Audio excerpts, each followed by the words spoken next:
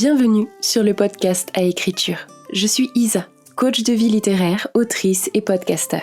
Vous pouvez me retrouver sur Insta ou prendre rendez-vous sur aécriture.fr pour accomplir enfin vos ambitions d'écrivain. Dans ces épisodes, on se parle méthode d'écriture, quotidien d'auteur, galères et petites victoires. L'écriture est un processus qui peut changer votre vie si vous acceptez enfin de vous engager envers vous-même. Alors, si comme moi, vous êtes passionné d'écriture et de narration, installez-vous bien confortablement, armez-vous d'une bonne boisson réconfortante et on est parti. Hello! Aujourd'hui, on se retrouve pour la première interview de la saison. Je reçois Selena Bernard, coach en stratégie de carrière d'auteur et ex-Brajlon. Elle a sorti au début de l'été un livre pratique, ultra intéressant pour mieux comprendre les dessous du marché du livre.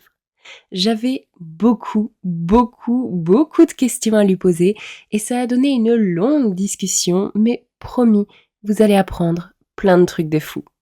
C'est donc le moment de vous installer confortablement avec une bonne boisson et on est parti. Bonjour, salut Selena, bienvenue dans le podcast à écriture. Du coup, donc, tu es la première intervenante de la série de la deuxième saison, Nir. Donc, je suis très contente de t'avoir. J'espère que tu vas bien.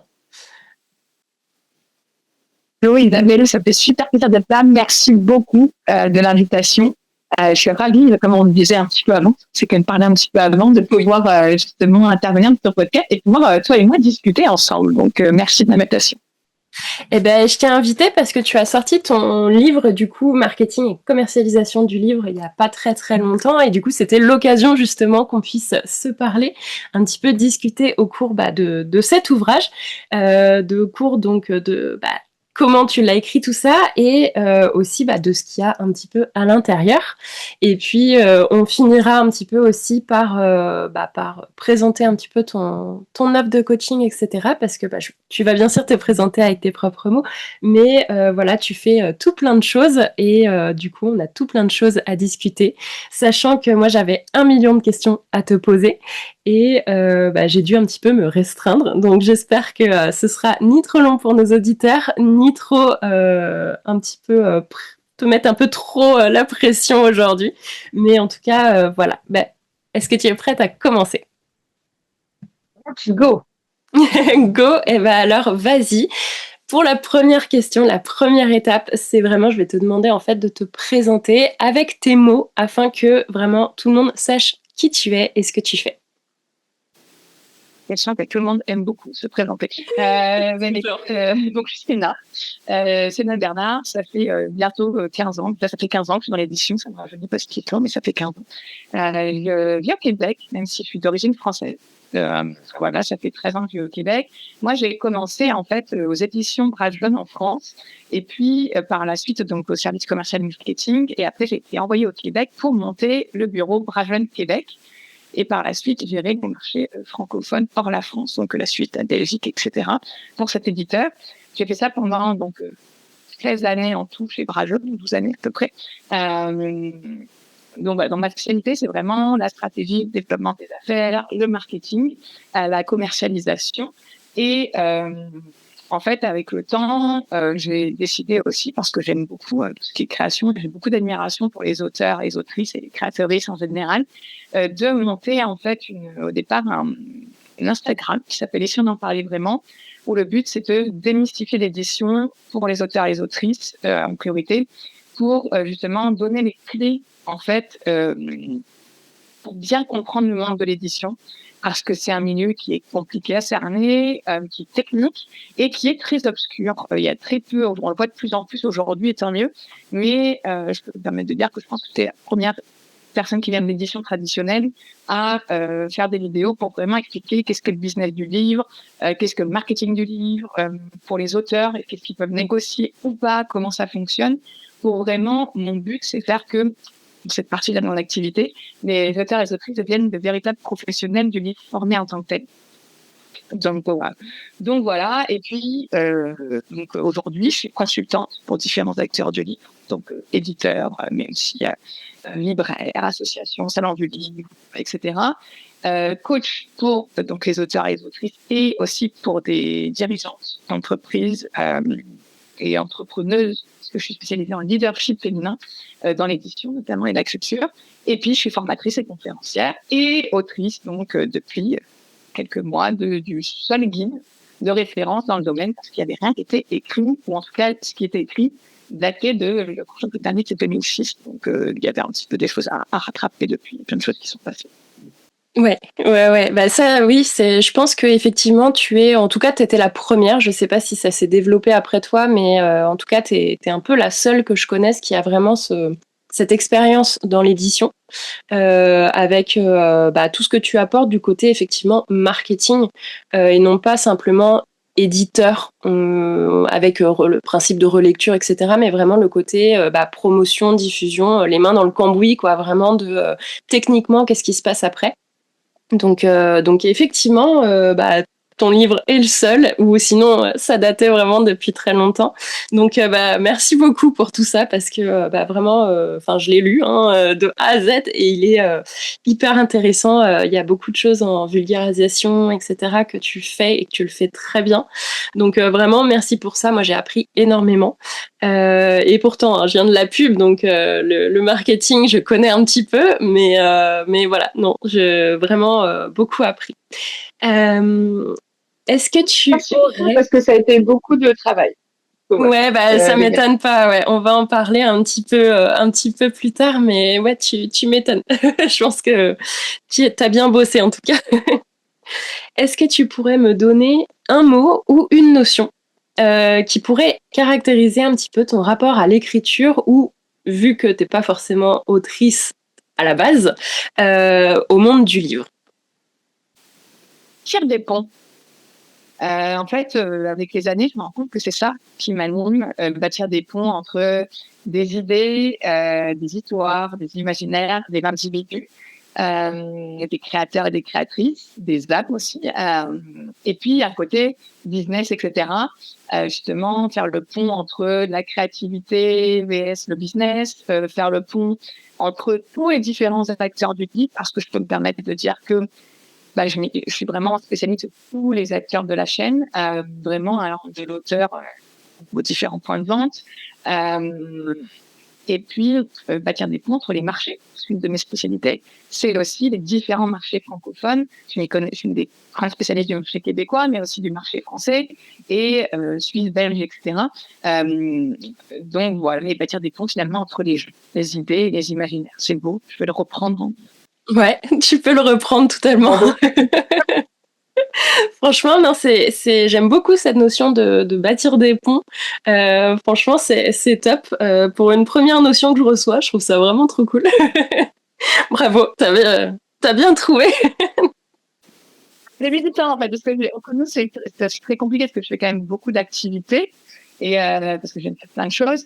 Et en fait, j'ai beaucoup réfléchi à mon marketing. Et là, je peux me permettre de parler en termes de marque personnelle, parce que quand tu es consultant pour des éditeurs, par exemple, des associations de libraires, par exemple, ou des salons, ou des auteurs et des autrices, ou des conférencières, etc., prof aussi, à l'université notamment, dans des écoles, tu sais, je réfléchissais à comment me vendre quand tu es polyvalente. Et en fait, au final, ça a été vraiment, et en fait, j'ai radié que c'était vraiment ça qui m'anime, tu vois. Et finalement, ça prend vachement de sens, ce côté permettre à tout le monde de communiquer, de se comprendre, d'éviter les silos au maximum, surtout dans une chaîne qui est très cadenassée justement par silos, de faire en sorte que ce soit fluide. Donc ouais, ça a été, j'avoue, quelque chose qui, quand j'ai réalisé ça, ça m'a fait tilt. J'ai dit ah oui, c'est ça en fait. Donc, Eh ben c'est parfait. Effectivement, je trouve que ça correspond bien à, en tout cas, ce que tu as réussi aussi à faire avec ton projet de livre, avec tout ce que tu proposes, et même le titre de ton Instagram finalement. Et si on en parlait vraiment, c'est le pont pour expliquer, vulgariser un petit peu tout ça. Donc effectivement, c'est faire rentrer les autres dans l'univers, créer un pont entre les deux, quoi. Enfin, ouais. Moi, ça me va, hein. Ça me va très très bien. Je trouve ça top. Validé. Bravo. Validé, totalement. Non, bravo, parce que franchement, c'est une question pas facile et tu as relevé le défi brillamment. Donc, c'est nickel. Bah, écoute, je mettrai moi de toute façon, donc encore une fois, hein, ton livre, je le remonte parce qu'on est aussi un petit peu là pour ça, pour en parler.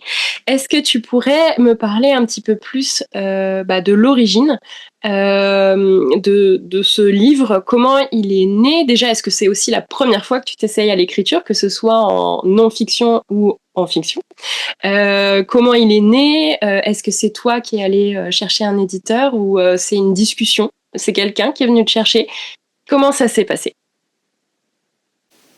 Mon rapport à l'écriture, je vais remonter, je vais faire le fameux quand j'étais jeune, je voulais écrire un roman. Je suis fan d'imaginaire. Un de mes éditeurs préférés était Brajlon. Je n'ai pas fait très original quand j'ai commencé chez Brajlon, pour le coup. Mais grande fan d'imaginaire et toujours eu beaucoup écrit plein de choses et notamment une grande histoire qui me hantait et qui parfois me hante encore. Mais je pense pas que c'est créé, mais en tout cas, je l'ai en tête. Donc j'ai toujours ce côté-là tu sais, j'ai fait un bac elle est cinéma, d'ailleurs option spécialité de cinéma audiovisuel, donc le côté artiste, etc. Mais aussi un côté très business parce que j'ai une mère qui était commerçante, donc c'est très dans la réalité, dans le fait de vendre aussi, etc. Donc voilà. Et ouais, c'est ça, pardon, je bug, c'est que L'origine oui, du bon, livre. c'est ça, pardon. Et bref, et en fait, c'est quand j'ai commencé dans l'édition, parce que j'adorais lire et que c'était vraiment une passion, j'ai arrêté d'écrire. Voilà, ça c'est fait. J'ai d'admiration pour les auteurs et les autrices et les créatrices en général. Et en fait, ce livre, il est commun, c'est que il y a rien. J'aime pas le flou, j'aime pas le vide, il y a rien. Exactement comme le principe d'avoir créé un Instagram à l'époque pour faire un lien justement et permettre de démystifier l'édition. Là, j'ai été prof à l'université de commercialisation et de marketing du livre. Il n'y a rien. Il y a un vide, en fait. Alors, il y a des vieux bouquins qui datent de 2006 pour certains, il y a des très faibles notions, mais commercialisation, il n'y avait rien, par exemple. Marketing, très peu. Et en fait, quand j'ai commencé à développer notamment mon cours à l'université de Sherbrooke, et puis en donnant de plus en plus de cours, etc., et de références, je trouvais qu'il y avait un vrai vide. Et là-dessus, avec mes spécialités, que ce soit des différents marchés francophones, mes spécialités aussi sur tout ce qui est genre littéraire, etc., avec l'expertise et le fait de vouloir vraiment dans la pédagogie partager un peu mon expérience, je me suis dit, en fait, il faudrait qu'il y ait quelque chose. Alors, le défi, c'est le problème de trouver un éditeur, c'est de me dire, j'aimerais que ce soit, et là c'est compliqué parce que quand on parle marketing, déjà pas cible au départ, je voulais essayer de faire un bouquin qui parle à tout le monde. Et là c'est très compliqué quand tu rentres dans ce détail-là, c'est les curieux. Alors c'est pas fait au départ pour les curieux, mais mais aussi que ça plaise aux curieux de l'édition. Donc c'est pour ça que ma tante et ma belle-maman qui lisent nos bouquins et qui le crayonnent et tout, c'était pas prévu au programme, mais c'est trop mignon. Et elles comprennent tout. Et je trouve ça vraiment... Et voilà, en plus, c'est d'amour, tu vois, mais au-delà de ça, c'est un super compliment. Elle me pose plein de questions, tu vois, donc, je trouve ça, en plus, elles adorent l'édition et tout, mais je veux dire, elles sont pas au départ la cible, c'est ce que je veux dire. Mais, et tu vois, et là, à côté de ça, les auteurs et les autrices, et notamment ceux qui sont pas forcément, des professionnels encore de l'édition en tant que tel qui s'y connaissent, les créatrices en général, même qui s'y connaissent, et puis les différents acteurs du livre, mais aussi les étudiants, les professionnels déjà installés, etc. C'est compliqué de parler à tout le monde. Surtout sur un bouquin qui est quand même très vaste et en même temps qui est très concis sur certains aspects. Donc ça, c'était la première chose. J'avais déjà ce côté-là. Mais pour ce qui est de l'éditeur, en fait, c'est moi qui suis allée démarcher Duno. Pourquoi? Parce qu'à l'époque, il y a 3 ans en arrière, je travaillais chez Brajlon, qui venait d'être acheté par Hachette. Et donc, je leur ai dit, en gros, moi, je vois ce bouquin, il y a vraiment sur le marché. Je pense qu'il y a vraiment quelque chose à écrire et du coup, faisant une pierre de coups commercialisation et marketing, je vous propose ce projet-là et en fait, en gros, ça me semblerait logique que je sois édité par un éditeur qui soit un éditeur du groupe Hachette et en plus, je voulais un éditeur qui soit très connu d'un point de vue universitaire et professionnel et qui soit très sérieux. Duno, j'étais toujours beaucoup apprécié pour ça et qui soit présent en France, au Québec, évidemment, et qui soit, on va dire, aussi diffusé de manière en francophonie en général, et avec une bonne diffusion de distribution. Donc, j'ai contacté, en fait, pour être franche, sur LinkedIn, la directrice éditoriale, Delphine, et qui m'a répondu en me disant let's go en fait. Donc on a pris un rendez-vous, on en a discuté et puis voilà. Bah, c'est super. Voilà comment ça s'est fait. Alors après on a mis 2 ans, mais ouais, mais c'est toujours long, j'imagine, un projet comme ça. Qu'est-ce qui a pris le plus long finalement quand tu dis c'est un processus qui a duré 2 ans? C'est quoi qui a pris plus de temps? Wow.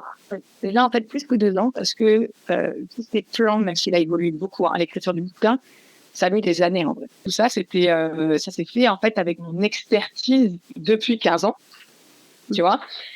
À l'époque, on travaillait sur la Bitly. Quand j'ai commencé chez Brajlon, par exemple, c'était la Bitly. Aujourd'hui, c'est la romantésie, d'autres types de romances, Going Romance et compagnie. Donc ça, en fait, si on peut dire, ça fait 15 ans, en effet. Ensuite, il y a eu tout le plan qui s'est fait avec mes différents cours que j'ai donnés depuis des années, depuis 5 ans à peu près. Et après, il y a eu l'écriture, etc., où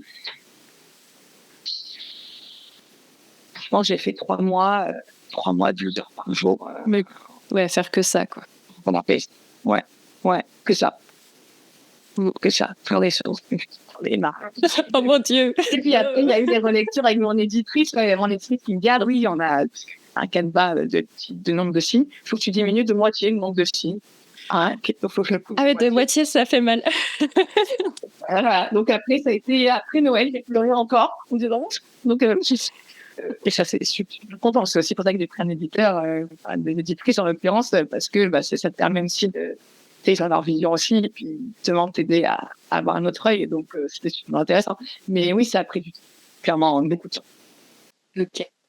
Je vois, oui, comme quoi, un manuel comme ça. Alors c'est vrai que je me suis jamais essayée à l'exercice, hein, personnellement. Moi, j'écris de la fiction et surtout, après j'ai fait des cours, mais c'est plus de la formation avec des slides, des trucs comme ça. Et c'est vrai que c'est pas du tout le même exercice. Donc c'est vrai qu'on me demanderait aujourd'hui d'écrire un livre. Un manuel un petit peu pratique, je n'aurais aucune idée de par où commencer. Donc, voilà. J'avais mes cours, tu vois.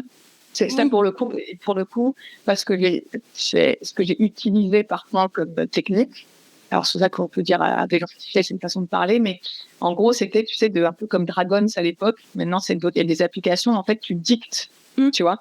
Et en fait, je refaisais mon cours avec mes slides pour certains aspects.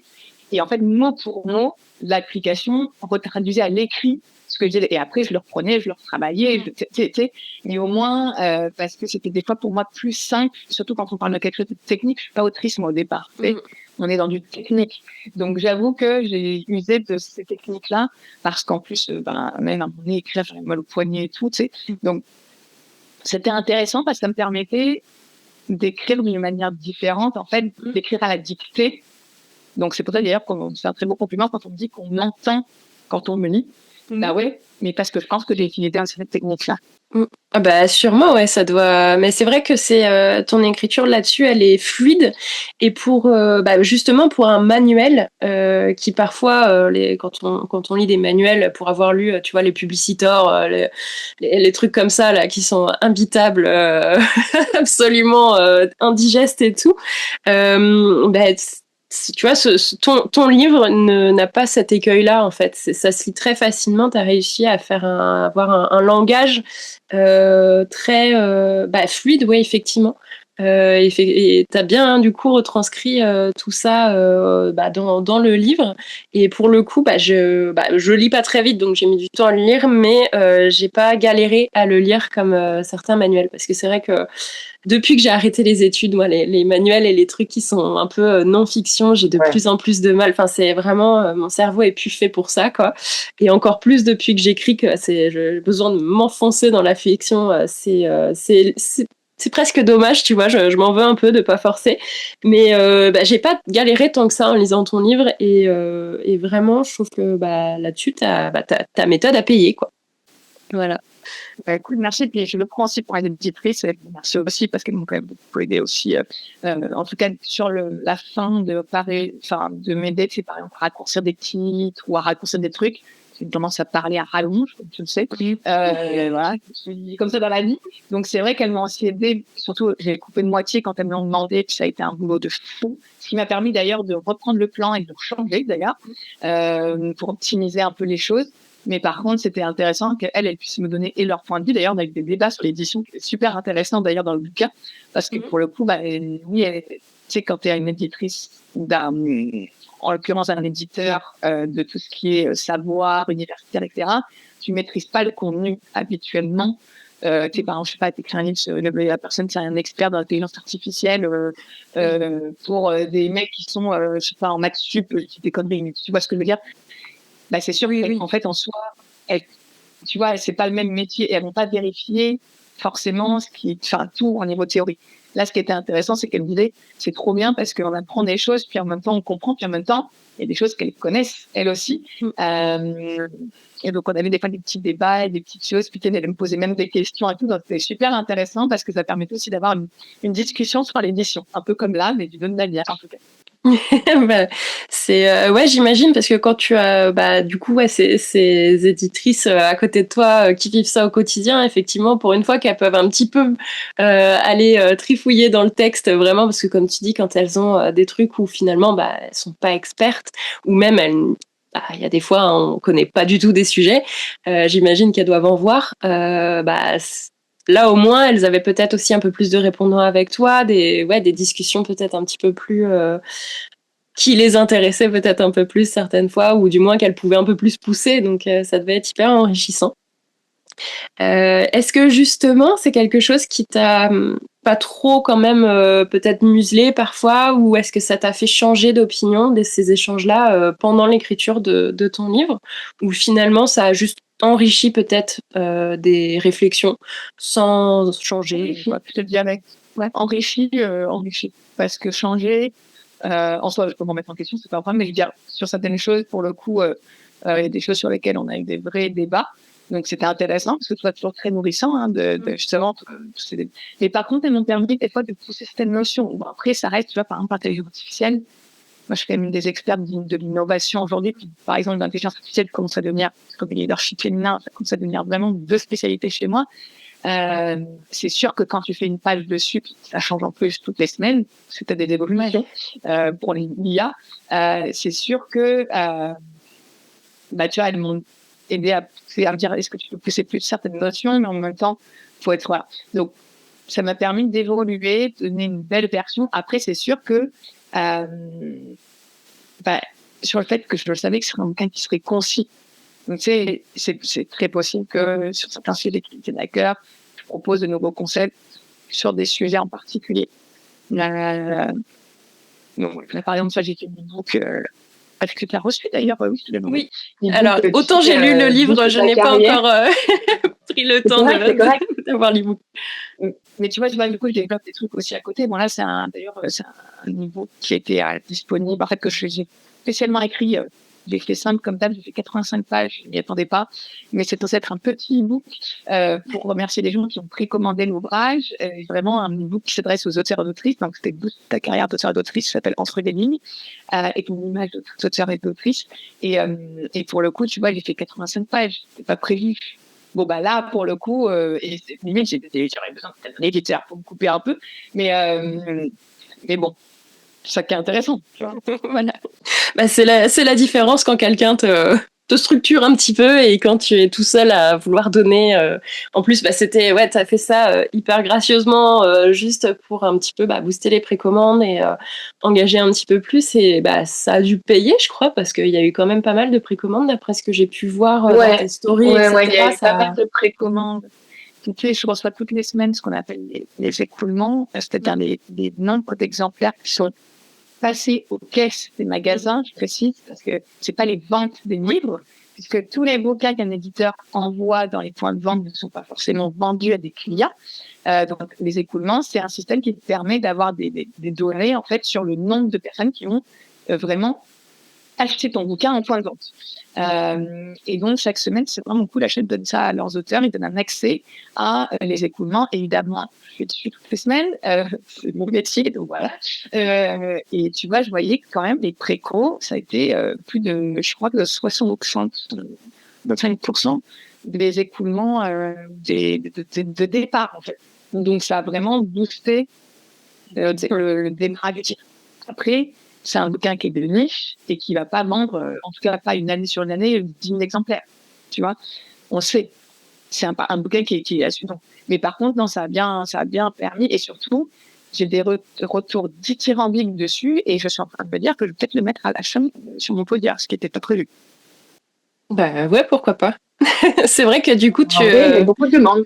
Ouais, bah ouais, ça m'étonne pas, parce que bah mine de rien, alors je sors un petit peu des questions que je voulais te poser, mais il y a quand même un peu une effervescence autour de l'écriture en ce moment, et tu sors un petit peu ce bouquin, bah point nommé, j'ai l'impression, parce que bah justement ça éclaire beaucoup justement les jeunes auteurs, autrices qui voudraient se lancer, et bah est-ce que tu vois, tu disais, je vais pas m'attendre à un écoulement sur une année de 10 000 exemplaires, etc.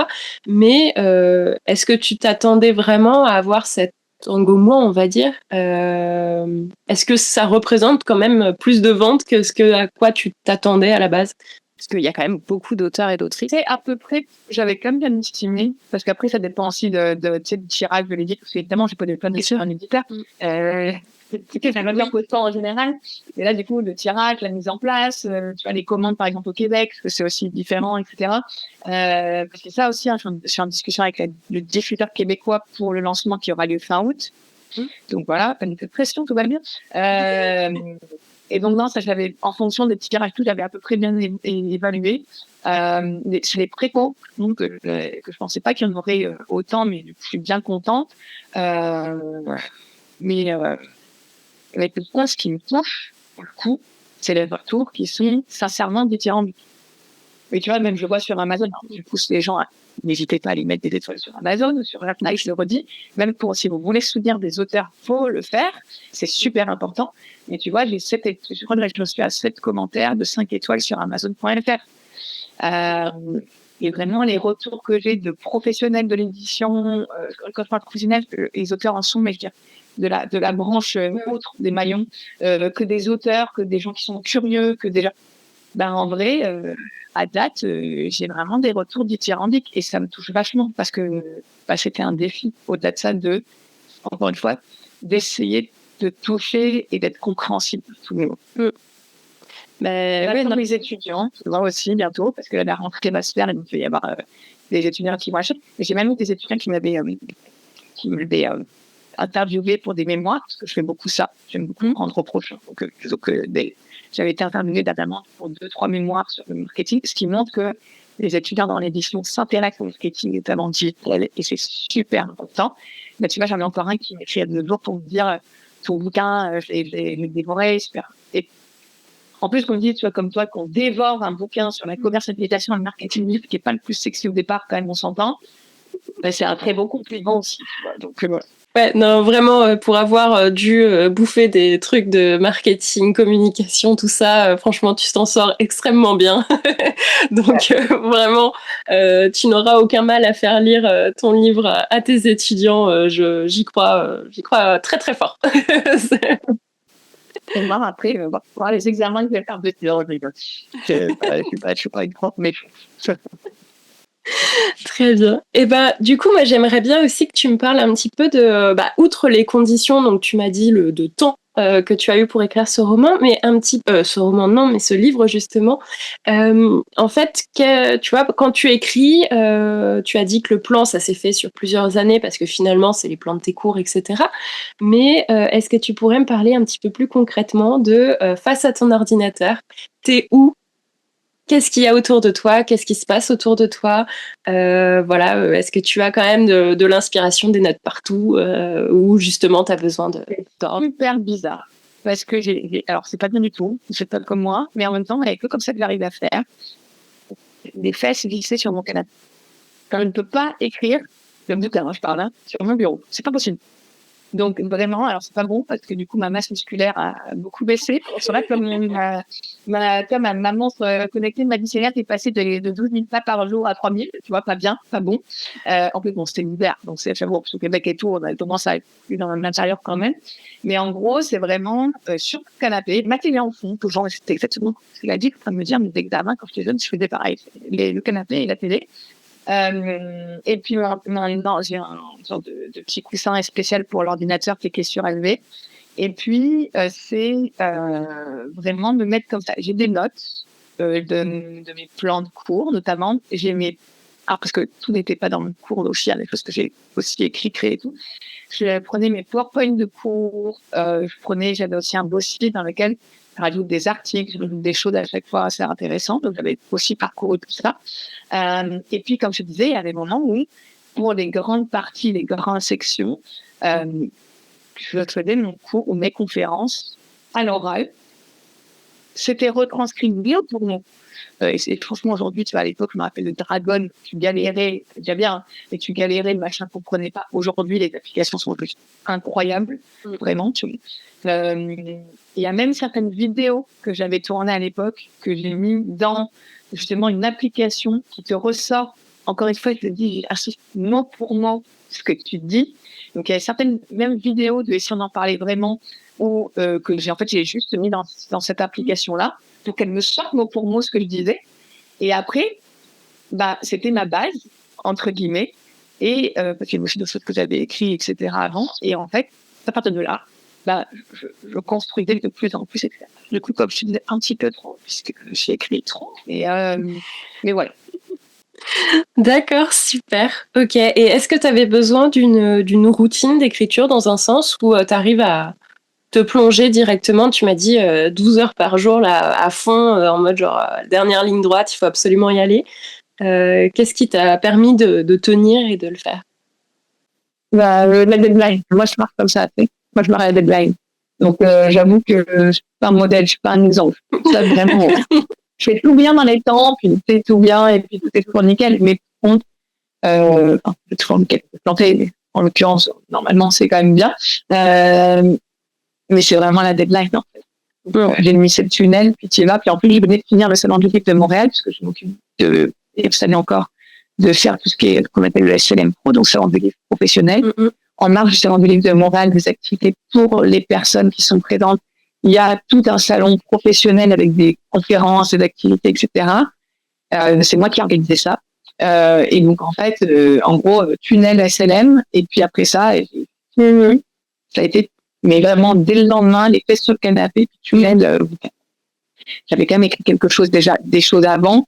Et c'est sûr que savoir que j'avais la deadline, c'est ce qui me... Ok, donc ouais, aucune petite mise en situation, aucun mantra, aucun truc, non. C'est tout. Go, go, go, go, let's go. Très bien. Finalement, ça. Désolée, mais c'est pas sexy. Voilà, puis c'est même des bêtises en langue française, super important. Depuis l'écoute de langue, je regarde des trucs en anglais, mais c'est vraiment juste avoir un fond sonore en français avec des séries, tu vois. Ouais, Supernatural m'a vachement aidé. J'ai regardé Supernatural, on s'en fout. Avoir Sam et Dean, ça motive bizarrement. Tu lèves les yeux. C'est pas souffrir, c'est un mantra. T'encourages.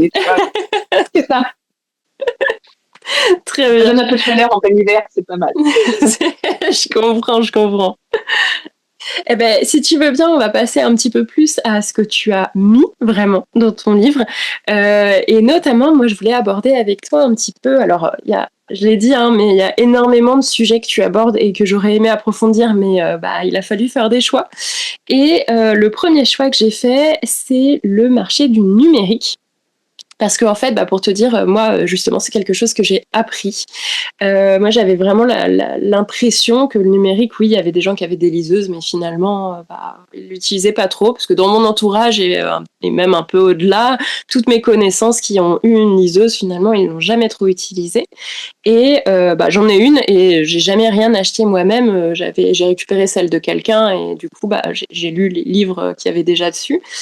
Et du coup, j'avais cette impression un petit peu que le numérique, c'était un marché qui s'était ouvert, mais finalement, marchait pas très très bien. Or, tu dis dans ton livre, si je me trompe pas sur les chiffres, c'est que ça représente 20% aux US.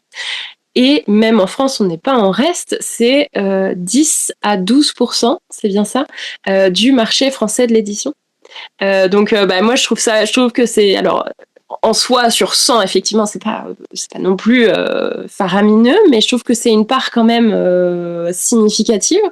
Et surtout, j'imagine que c'est quelque chose, en tout cas, c'est ce que j'ai compris dans ton livre, qui augmente d'année en année, et notamment sur certains genres. Et en fait, la vraie question que j'ai derrière, c'est si est-ce que tu pourrais déjà me donner ton point de vue sur le numérique et son émergence, son évolution, etc.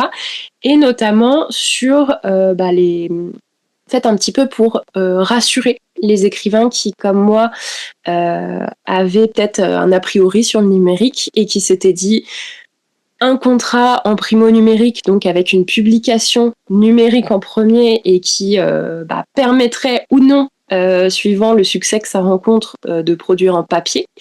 Voilà, est-ce que tu pourrais les rassurer ou du moins dire dans quel genre ça peut être vraiment intéressant de commencer là-dessus, voilà, ce genre de choses, parce que moi, ça me plairait de savoir. Il faut savoir que quand je cite les 10%, déjà c'est estimatif, on n'a pas vraiment toutes les données non plus. Mais ce qui est intéressant, c'est que c'est un chiffre d'affaires. C'est pas un nombre d'exemplaires. Et quand on sait qu'il y a des énormes, là, il y a des All-Star dernièrement où il y a plus de 500 000 titres, je sais plus, qui ont été mis à 1,99. Donc, en termes de nombre d'exemplaires par rapport au papier, c'est beaucoup plus fort, en fait. Parce que le numérique est beaucoup moins cher que le papier. Donc, voilà, plus les opérations, etc. Donc, c'est en effet très fort. Là où il faut se dire, c'est beaucoup en fonction des différents types de livres et des genres littéraires. Par exemple, on sait que le manga, par exemple, en paton, tu vois, en numérique, il est beaucoup d'ailleurs piraté, mais il ne vend pas tant au ratio du papier, je parle. Hein, parce qu'on doit toujours mettre au ratio du papier. Par contre, à côté de ça, la romance, c'est un genre qui a toujours énormément cartonné. Alors là, le papier a pris en expansion grâce aux belles éditions, etc. Le fait que en ce moment, il y a un boom de la romance, tout un marketing au niveau produit, puis au niveau de l'offre, qui aide à ce que les lectrices aient envie d'acheter en magasin des beaux bouquins. Mais pendant des années, elles se planquaient pour écrire, et pour lire, et certaines pour écrire. Et en gros, elles avaient leur numérique, tu vois, dans les mains, et c'est un truc qu'elles pouvaient trouver je crois que c'est de la romance aux États-Unis. Je crois qu'à une époque, je peux te dire une bêtise, mais il y a une époque, il y a encore 5 ans, je crois que c'était 80% du marché numérique. Ah oui, d'accord, ouais. C'est énorme. Énorme. Pareil, tu vois, dès que ça touche des grosses lectrices, parce qu'on sait que c'est les femmes qui lisent beaucoup, tout comme on sait qu'en grande majorité, c'est des femmes qui lisent de la romance, par exemple, ce sont souvent les grosses lectrices qui achètent en numérique. Pourquoi ? Parce que c'est pas cher, c'est moins cher, elles peuvent en acheter plus, et puis elles ont accès le jour J à minuit au bouquin, et au-delà de ça, ils n'ont pas le problème de stockage d'ouvrages. Donc c'est quand même une grosse différence. T'en achètes en 10 ce mois-ci, t'as pas à les stocker dans ta bibliothèque. Tu peux les racheter s'ils te plaisent. Après, c'est une autre chose, mais voilà. Donc c'est important d'avoir cette notion-là. Et le numérique, par exemple, les éditeurs, et là je reviens à la France, pendant longtemps étaient contre le numérique et ont mis des bâtons dans les roues pour le numérique. La Covid a permis malgré tout, de faire changer les mentalités en disant que ça peut être pratique. Et il y a une explosion du numérique lors de la Covid, normal. Et puis, il y a tout un marché qui, entre-temps, s'est développé en numérique, il y a même 2 marchés finalement. Il y a tout le côté Wattpad des compagnies, en fait, qui ne sont pas comptés dans les livres numériques en ligne, et qui sont de la lecture numérique, et d'autres types de lecture numérique. Et après, il y a toute la partie auto-édition et primo-édition qui ont émergé, et souvent on se rend compte que d'ailleurs, c'est par ces biais-là que viennent les tendances. En fait, souvent, c'est eux qui vont faire recherche et développement, et après les éditeurs, tu vois, par exemple la romance de l'Avent, chez Ozu qui cartonne avec Sophie Jolin, en vrai, les romances de l'Avent viennent de l'auto-édition depuis des années, et ils n'avaient pas les moyens de faire un truc aussi beau que ce qu'ils ont fait, tu vois, il y a un buzz comme ça. Je veux dire, en soi, c'était le marché numérique. Donc, tu as plein de choses comme ça. On parle d'un monster roman, c'est-à-dire qu'il n'y a pas trop percé ici, mais En Amérique du Nord, on sait que ça a quand même percé, puis qu'il y a eu des cas. Donc, tu as vraiment ce côté-là de recherche et développement et d'un marché qui s'est mis vraiment à côté. Tu as l'auto-édition dans un sens et tu as le primo numérique. Et tu as des éditeurs comme NXN qui, eux, Bookmark, qui, eux, au départ, elles d'ailleurs, étaient au départ pur primo numérique, qui après sont passés en print à la demande, donc impression à la demande. Donc, tu pouvais et avoir ton bouquin en numérique et l'avoir en impression à la demande chez ton libraire, et qui aujourd'hui sont diffusés par Hachette, diffusés, distribués, et sont devenus éditeurs en numérique, mais aussi en papier, avec des offices en librairie, etc., exactement comme un autre éditeur, comme, Hugo, tu vois. Donc, ouais. Donc, ça, c'est la première chose, à ta question. La deuxième, c'est le prix. Est-ce que ça peut être intéressant pour un auteur de faire du primo? Totalement. Maintenant, tout dépend de la stratégie de carrière. C'est là où on vient à des trucs plus stratégiques. C'est pour ça que moi, j'accompagne beaucoup d'auteurs, notamment beaucoup d'autrices sur la stratégie de carrière. C'est qu'encore une fois, tout dépend de tes objectifs, tout dépend en effet du type de bouquin que tu écris. C'est sûr que, par exemple, il y a déjà plus d'intérêt si tu fais écrire de la romance, par exemple, a priori, que, je sais pas, un bouquin, j'ai pas qui vient, mais la blanche peut-être, ou la blanche, même c'est dans les campagnes, on s'appelle le web de la rurale, je sais plus, ouais, il y a un truc. Le truc, mais voilà. Ou que des bouquins pour des enfants de 4 ans, tu vois, des albums et tout, là c'est sûr que c'est moins intéressant. Par contre, c'est de la romance, ça peut déjà l'être en plus. Le choix, qui tu vas choisir, est-ce que c'est un bon éditeur ou pas, est-ce qu'il croit en toi ou pas, pourquoi tu fais cela, est-ce que c'est par dépit ou est-ce que c'est parce que vraiment tu veux te développer. Tu as aussi le côté auto-édition, tu peux être en primo en auto-édition et l'impression à la demande que. Donc, tout dépend finalement des objectifs et c'est comme ça que moi j'accompagne mes auteurs et mes autrices en coaching, à savoir c'est quoi l'objectif. Mais ça peut être ultra intéressant et des fois il vaut mieux être en primo numérique avec un éditeur qui a un bon public, un bon lectorat et qui fait de la bonne com, qu'un éditeur papier qui, pour certains, sont pas sérieux, vont pas te mettre en avant, etc. Oui, j'imagine que ça dépend aussi si l'éditeur il a l'habitude vraiment de le faire ou pas aussi, ou s'il teste à ce moment-là le primo numérique, là c'est peut-être pas le moment de s'y lancer.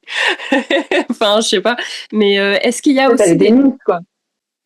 Les MXM sont très bons sur certaines niches, comme la MM. Aujourd'hui, le MM est devenu à la mode, mais à l'époque, MM ou Slash, comme on l'appelle, c'était MXM. Comment on lançait. Donc ça, ouais. Et est-ce qu'il y a des genres vraiment où là tu peux te dire ouais, vaut mieux y penser quand même. Romance, l'imaginaire, dépendamment du type d'imaginaire. SF pur, peut-être moins. Romantasy, moi, j'accepte plus dans la romance que dans la fantasy, pour être franche avec toi. Mais t'as des tout ce qui est un peu lectorat addict, tu vois.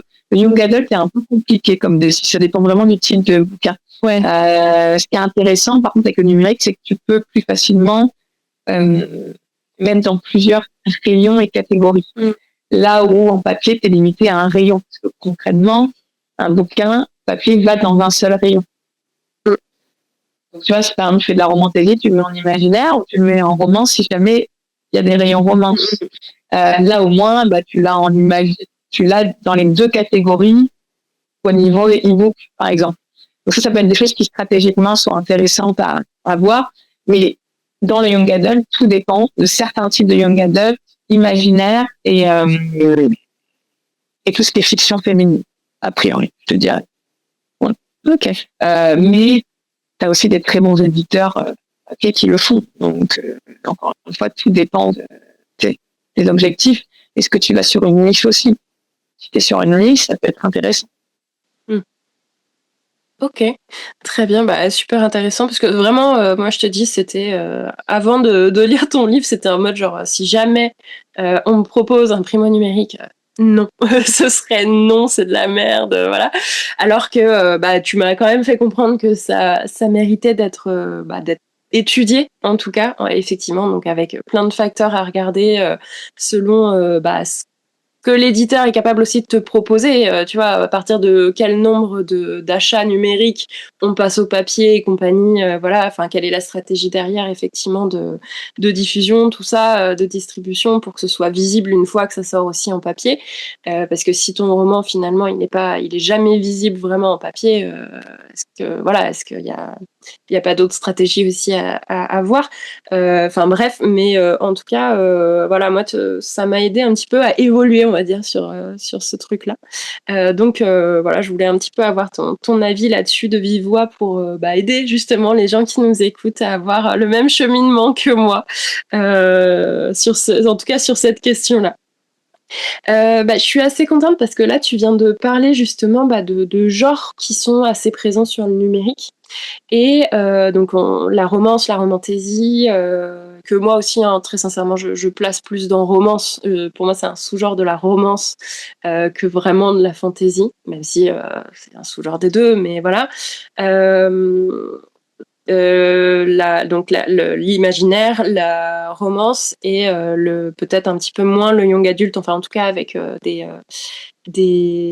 comment on dit des particularités suivant quel quel type de young adulte. Ce qui m'amène à la question suivante, qui est que tu analyses cet essor un petit peu du numérique par le fait justement que ces genres-là, pendant en tout cas un temps, là ça change peut-être grâce à l'essor de la romantaisie notamment, et de la romance, mais en tout cas était assez mal vu en librairie, et donc du coup que les lecteurs se retrouvaient parfois accueillis de manière un petit peu tiède, voire froide, quand ils recherchaient leur bouquin, et que du coup ces gens-là se sont plus tournés vers le numérique dès que ça a été possible, parce que justement il y avait plus ce regard un petit peu méprisant de l'élitisme littéraire qu'on peut avoir dans certaines librairies, que personnellement, je peux comprendre, tu vois. Et ça m'amène en fait à une réflexion que on a retrouvé du coup ces lecteurs sur le numérique, mais est-ce que ça n'a pas aussi permis de développer, on va dire, des librairies spécialisées et thématisées autour de ces genres-là? Parce que moi, j'ai l'impression qu'il y a eu quand même une effervescence autour des genres de l'imaginaire récemment, notamment imaginaire, parce que moi, je suis plus dans l'imaginaire que dans la romance, etc. Donc, mais voilà, moi j'ai vu là à Aix-en-Provence, parce que j'habite pas très loin, c'est l'Antre de Calliope. Je sais qu'à Paris, tu as aussi le Nuage Vert, il me semble, la Dimension Fantastique. Enfin voilà, des trucs qui se sont ouverts, qui sont plus ou moins vieux. Et est-ce que c'est une tendance, si je peux me parler vraiment comme ça, mais voilà, parce que l'Antre de Calliope, ça a quelques années à peine, hein, je crois, c'est assez récent. Est-ce que ces librairies spécialisées, elles sont amenées à avoir un système périn? Est-ce que ça traduit vraiment une tendance pérenne? Ou est-ce que selon toi, le marché du livre, c'est fluctuant? Et on le sait, hein, les librairies, c'est difficile de tenir sur la durée, surtout à l'heure actuelle. Il y en a plein qui se cassent la figure alors que c'était des institutions depuis plusieurs années. Est-ce que ça fait partie de renouvellement, ou est-ce que c'est une évolution qui est vouée à tenir dans le temps? Je ne sais pas si je suis très claire, parce qu'il y a beaucoup de tentacules à cette question. Oui, en fait, une idée que ces lecteurs, et notamment lectrices-là, quand on est dans le numérique, pour pas avoir ce regard. Au-delà du regard, elles ont trouvé une communauté. C'est ça, même avant même, c'était par exemple, je pense aux commentaires Amazon, puis au forum, je ne parle même pas des réseaux, allons avant les réseaux. Tu avais vraiment une communauté. Et ça, c'était, on fait plus confiance aux personnes qu'on suit et qui mettent des étoiles sur Amazon sur les trucs qu'on connaît mieux, qu'un libraire, certains évidemment, heureusement pas pour tous, mais qui se dénigrent. Parce que moi, j'en ai eu des lectrices de romans. Il y a quand même plus de 10 ans, je n'ai déjà des formations libraires sur la romance. Et on sait que chez certains libraires, la romance, l'image était compliquée, et l'est encore. Et tu sais, il y en a plein de lectrices qui m'ont dit, je suis venue dans une librairie et on m'a dit, madame, on n'a pas de ça chez nous ici, tu vois, mais avec un regard ultra méprisant. Et Et ça, c'est vraiment traumatisant. Et d'ailleurs, je le vois, il y a plein de lectrices qui, en tout cas, ne lisent pas de la vraie littérature quand même, tu vois. Enfin, bah si, en fait. Et donc, il y a ce principe de communauté, ce qui m'amène aux librairies spécialisées, à savoir que, oui, c'est vraiment une tendance, et moi, je pense à l'avenir, honnêtement, des points de vente en général, la spécialisation des points de vente, mais tout comme on peut voir d'ailleurs Cultura, hein, qui est au départ, c'était quand même un centre commercial, une marque centre commercial qui a monté un réseau dédié à la culture et notamment en livres, etc. Donc c'est quand même intéressant de voir que justement pour avoir une image un peu plus de librairie et quali, ils ont monté ça. À contrario, tout ce qui est librairie spécialisée est en train en effet d'émerger de plus en plus. Et moi, ça me semble logique parce qu'en fait, il faut savoir que ces libraires-là qui aiment des genres qui sont comme la romance, l'imaginaire, etc., eux-mêmes, quand ils ont été libraires, généralistes, n'ont pas toujours été bien reçus ou n'ont pas toujours pu pouvoir s'exprimer, etc. Le libraire, il a quand même un rôle de prescripteur et de médiateur culturel, et même eux peuvent être bridés à ce niveau-là. Pour d'autres, ils ont carrément monté des super rayons dans des librairies spécifiques, enfin, généralistes, et c'est top. Mais il y en a aussi qui ont. Donc, pour certains, en effet, d'aller en fait créer des librairies spécialisées, c'est aussi répondre à une demande de communauté aussi. Et tu vois, d'ailleurs, on voit souvent dans ces librairies, il y a beaucoup d'activités, il y a beaucoup d'événements, il y a beaucoup de, par exemple, de dédicaces, etc. Là, je pense au Québec, il y a Choix de livres qui vient c'est un super concept.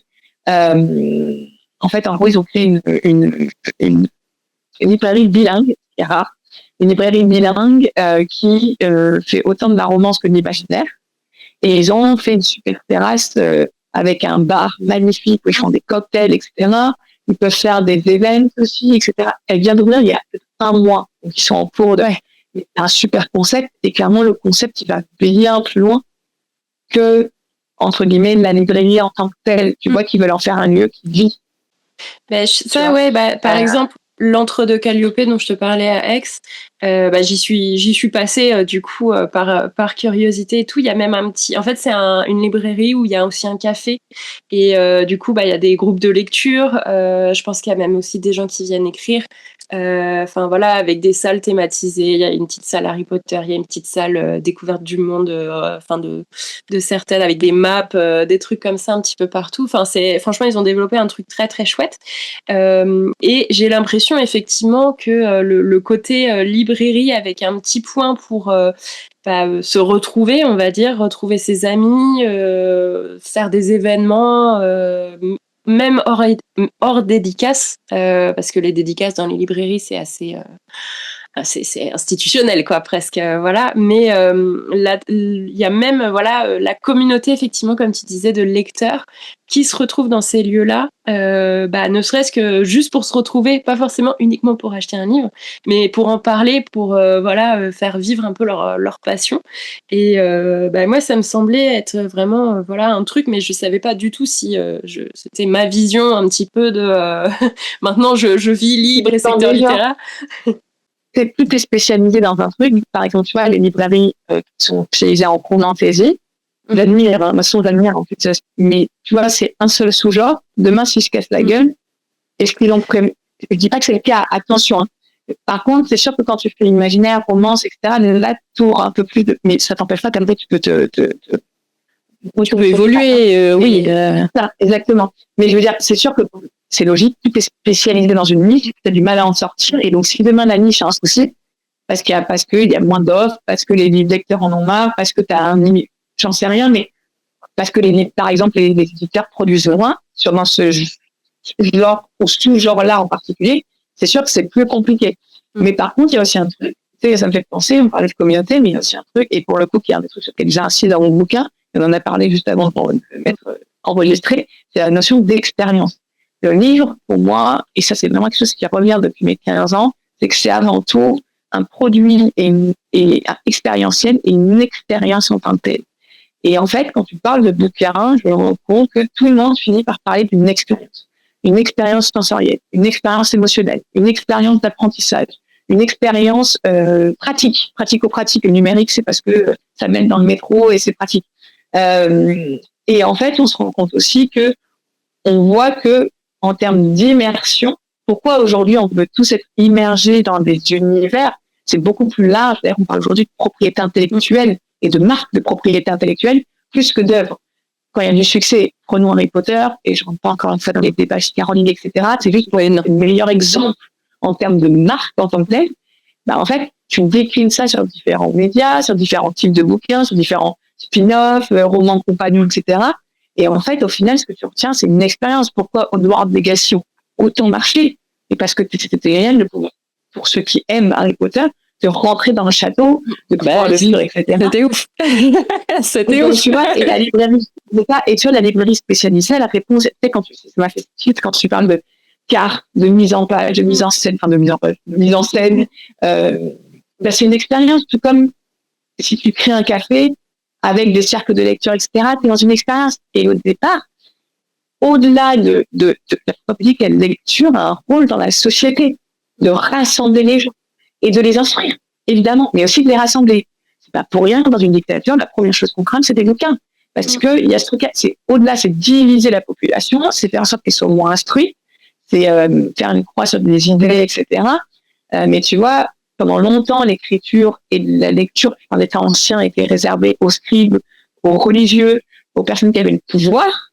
Mais quand la lecture est devenue plus divertissement, on a vu les salons littéraires, avec notamment les femmes qui faisaient leur fameux salon littéraire.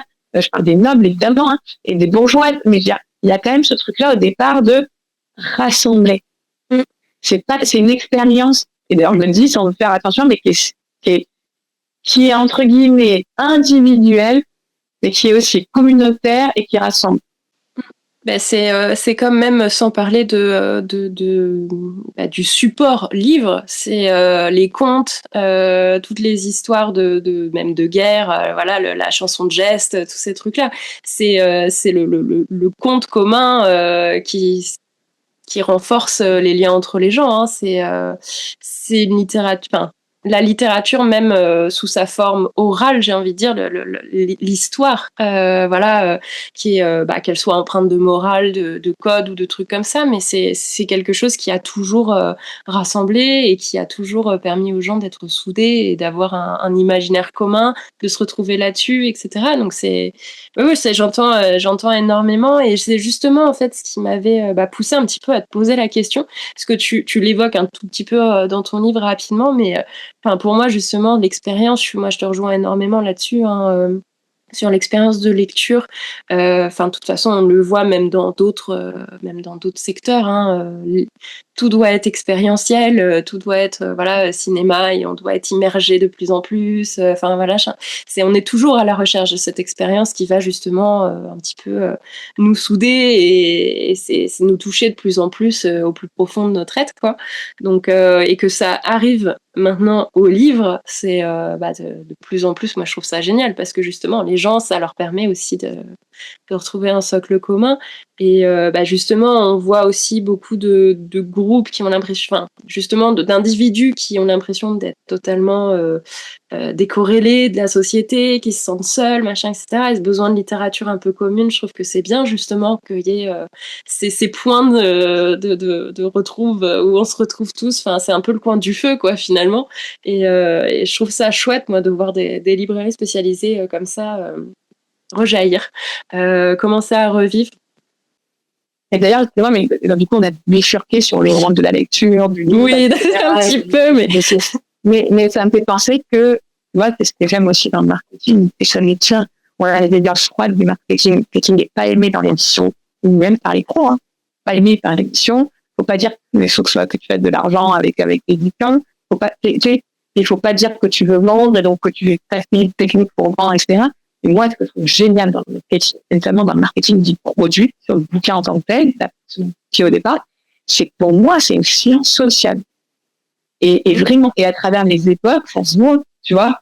Là, tu vois, j'ai toujours ça, c'est génial, mais j'en parle tout le temps, mais de ma boîte à livres magique, où j'ai des harlequins de 1970. Et tu vois ça, tu vois, Mm. Qu'est-ce que ça dit de notre époque, enfin, de cette époque-là et de la nôtre aujourd'hui? Mais ces bouquins, c'est super intéressant, tu vois. Me lance pas là-dessus, je serais intarissable. Les boîtes à livres, c'est ma brocante à moi. C'est dès que je vois une boîte à livres quelque part, je vais fureter directement parce qu'en plus, j'aime vraiment l'objet livre, même le livre ancien, quoi. C'est vraiment, je trouve ça incroyable. Et j'ai fait pareil des découvertes de fous dans les boîtes à livres. Les gens, ils donnent des trucs parfois, mais t'as l'impression de mais pourquoi? Ah non, moi, je me regarde. Et je regarde, j'en ai quand même pris de 1930. Alors, qui est un manuel de la trigonométrie. Vous êtes d'accord? Il y a quelqu'un qui a écrit dessus, mais tu vois, par l'éducation chrétienne du Québec. Non, mais voilà, t'as des trucs de fou. Mais oui, mais c'est fou. Bon, je recentre un petit peu le débat parce que sinon on va vraiment faire 3 heures malheureusement, même si franchement c'est vraiment une discussion que j'adorerais continuer pour le coup. Mais je vais revenir au fait de l'expérience de lecture et notamment l'expérience un petit peu plus, on va dire, upgradée. Et notamment dans ton livre, tu abordes très rapidement, mais dans quelque chose qui serait possible à l'avenir, voilà, la notion de métaverse, l'utilisation du métaverse dans l'édition. Donc pour rappel, le métaverse, c'est un petit peu ce monde virtuel dans lequel on pourrait tous se connecter, se retrouver et retrouver une communauté, carrément, et pousser dans le monde de l'édition. Moi, en fait, avec le peu d'informations que tu nous as données dans peut-être qu'un jour ce serait quelque chose de possible et tout, moi, tu m'as vendu un peu du rêve, très sincèrement. Parce que je me suis directement imaginé que voilà, certaines campagnes de communication pourraient se faire directement là-dessus, les forums là-dessus, de retrouver des événements, etc., dans l'univers avec les personnages qui viendraient te faire la conférence. Enfin bref, il y a plein de choses. Bon, bien sûr, on va pas se parler du chiffre qu'il faudrait pour débloquer tout ça parce que ça a des coûts encore faramineux et la technologie a quelques couacs encore. Mais voilà, est-ce que tu pourrais rapidement nous en dire un tout petit peu plus là-dessus parce que j'aimerais quand même connaître un petit peu plus ton point de vue. C'est une innovation qui est en cours, clairement. Donc, comme je te disais, je ne suis pas une experte dans l'absolu. Mais par contre, en effet, c'est quelque chose dont on parle dans le marketing, parce que c'est une des choses qui va faire. C'est l'avenir, clairement. Le problème étant, ça ouvre plein de possibilités, mais on le voit déjà avec le multi, le cross et le transmédia. Là, ce serait vraiment connecté sur un univers, un support avec plein de choses. Donc, ça ouvre des possibilités énormes, mais le problème, c'est le coût. On voit de plus en plus des initiatives au niveau mondial qui émergent pour tenter des choses d'un point de vue inno à ce niveau-là, mais ça coûte très et trop cher. Et moi, je pense que l'avenir du métaverse, mais je peux me tromper, parce qu'encore une fois, on est au départ. Quand on n'est pas à l'abri qu'il y ait quelqu'un qui arrive, un nouveau joueur, qui nous fasse un truc de fou en termes d'innovation. Mais pour moi, aujourd'hui, quand on voit que tout se repose sur des propriétés intellectuelles, je vois plus le fait d'une licence qui fonctionne bien et qui, à la base, est une série, un univers, etc., ou une œuvre, qui donne après naissance à plein d'autres médias, tu sais, puis plein de types d'utilisation et d'expérience dérivées, entre guillemets, de l'œuvre. Donc là, on a déjà des jeux vidéo, tu vois, des séries, des films, les jouets, on peut parler des jouets, du merchandising, etc. Ça en fait partie quand même. On pourrait très bien se dire que à un moment donné, on va retrouver tout ça sur un métaverse. Ça me semble plus faisable que, entre guillemets, d'un point de vue faisabilité des coûts, que sur une maison d'édition, parce que ça coûte vraiment cher. Maintenant, ça ouvre en tout cas des possibilités 3D sur un monde un peu comme les Sims, tu vois, peut-être on pourrait voir plein de choses. Et là encore, c'est ma vision, mais c'est pas forcément la vision qui se fait et qui ça, on est vraiment dans un. Oui, c'est nébuleux encore. C'est ça.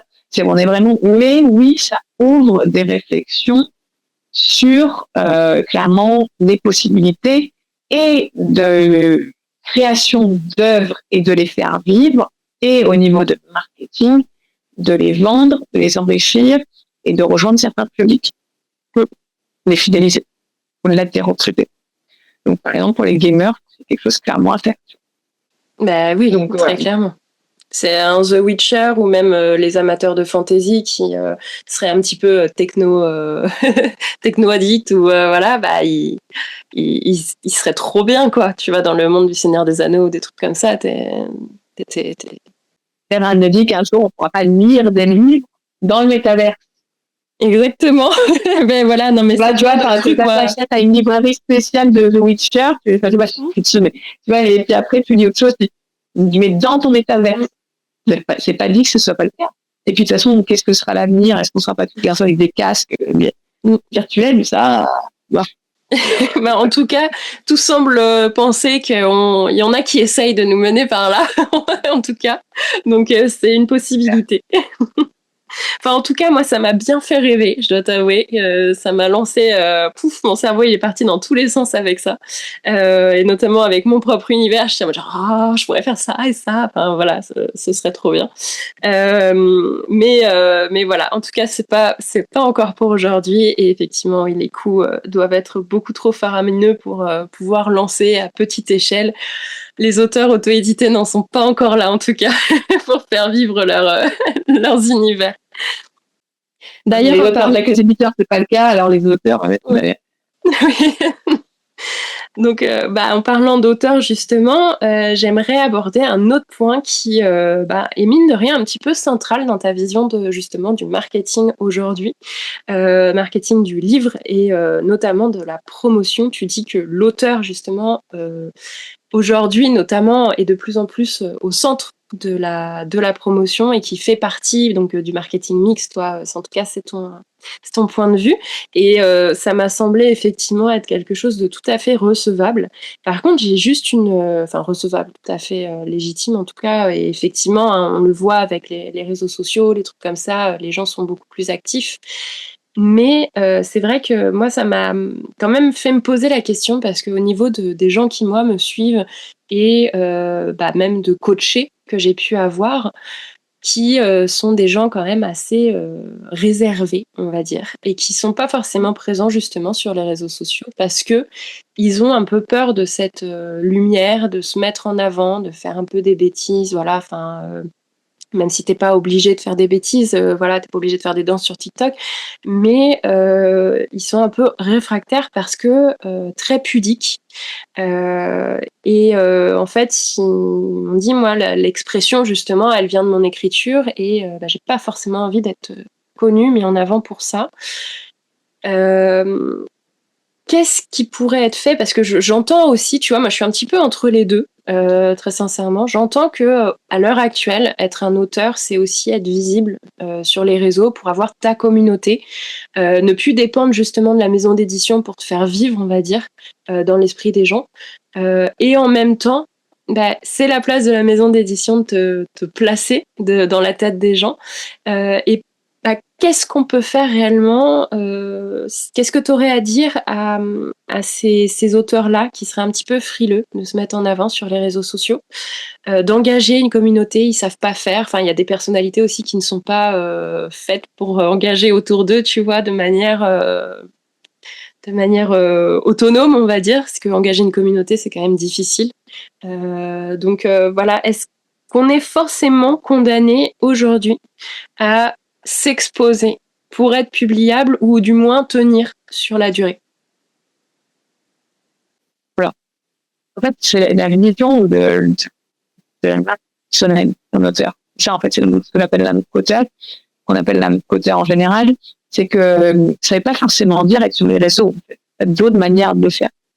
Je te rejoins sur le fait que moi aussi, j'ai des auteurs et autrices qui ne sont pas à l'aise avec ça. Et en fait, c'est correct. Ce qui est important, c'est d'avoir une vitrine. Donc aujourd'hui, d'avoir même un micro-site, tu vois, et qu'en fait, on tape ton nom, que tu apparaisses.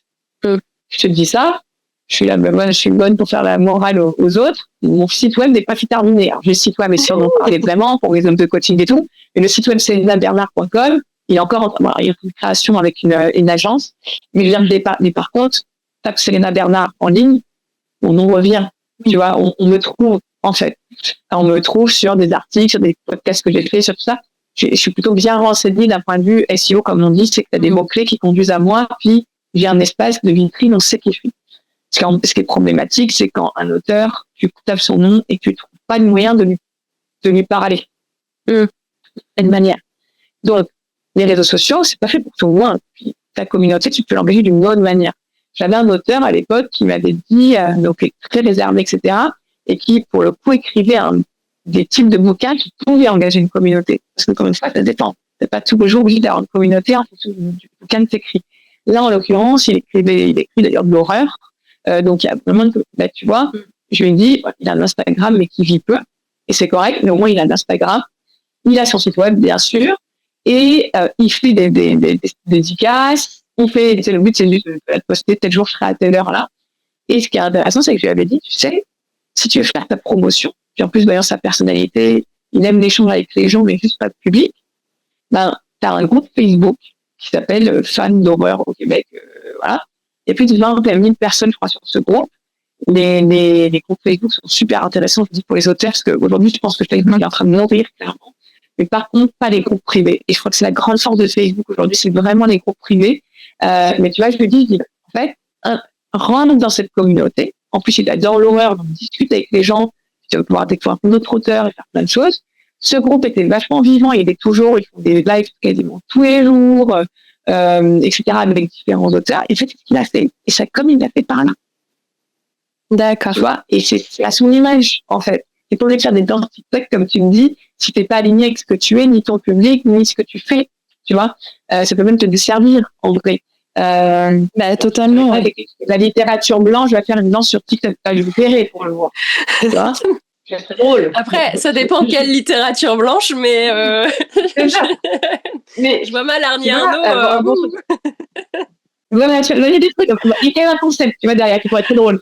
Mais dans les donc, tout dépend de, voilà, tu fais des dédicaces, tu fais des salons, ça fait partie de l'image, en fait. Tu fais des interviews dans des podcasts, tu vois, si aujourd'hui, tu peux avoir une visibilité par d'autres personnes que toi, en fait. Tu n'es pas obligé d'être filmé pour le faire. Tu peux juste être, si tu es plus à l'aise avec créer un podcast comme tu le sais, mais encore une fois, c'est ta vision, s'aligner avec qui tu es, avec ta personnalité, etc. Il y a plein de moyens aujourd'hui de s'exprimer. Ce qui est important, en tout cas, c'est d'avoir une vitrine. Et pour les lecteurs qui te suivent, et pour les éditeurs, si jamais tu veux être édité, je parle même pas d'auto-édition, parce que là, par contre, te faire voir, c'est juste primordial. Oui, non, mais oui, là. Toi. Mais par contre, pour les éditer traditionnellement, au-delà de ça, voilà, avoir une vitrine, avoir que les autres éditeurs puissent aussi venir te chasser, n'est-ce pas? Oui, c'est comme c'est la chasse, tu vois. En besoin, parce que ça peut être super intéressant d'avoir des fois d'autres éditeurs. Je dis pas que c'est le cas de tout le monde, mais ça peut être intéressant. Puis même pour des négociations, ça peut être intéressant. Mais voilà, c'est ça qui est important. Avoir une vitrine, savoir quelle cible tu vises, quels objectifs, et ta personnalité, et adapter la bonne stratégie, et trouver la bonne stratégie en fonction de tout ça, et d'être aligné. Ouais.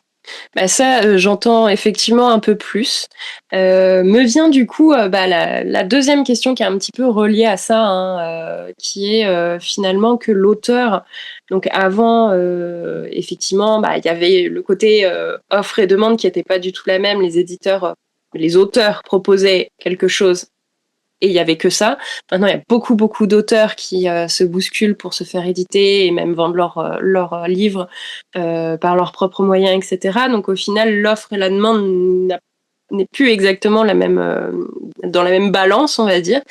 Et donc, du coup, c'est plus le public maintenant qui doit prendre, qui est un petit peu aux rênes de ce qui se vend. On les écoute un peu plus, alors qu'avant, on leur proposait et on s'en fichait un petit peu de ce qu'ils aimaient vraiment ou pas.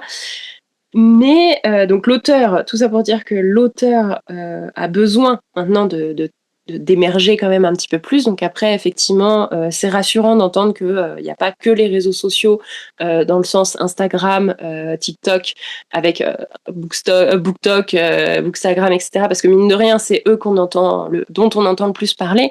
Et c'est pour ça, je pense que ça peut faire peur à certains auteurs de se mettre en avant, alors qu'effectivement, comme tu le dis, il peut y avoir des Discord, les Reddit, les groupes Facebook, effectivement, qui peuvent permettre d'être visibles sans forcément se montrer, faire des vidéos, etc.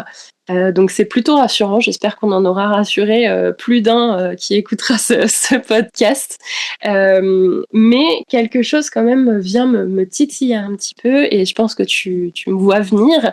C'est que du coup, si l'auteur en fait fédère un peu sa communauté et fait un peu de vente mine de rien en étant plus présent, la part de rémunération de l'auteur, est-ce qu'aujourd'hui elle mérite pas d'être un petit peu revalorisée? Parce que, enfin, en maison d'édition traditionnelle, hein, bien sûr, parce que normalement, c'est à l'éditeur, en tout cas traditionnellement, c'était à l'éditeur de faire toute la partie com, de faire connaître le bouquin, de faire connaître l'univers de son auteur, etc.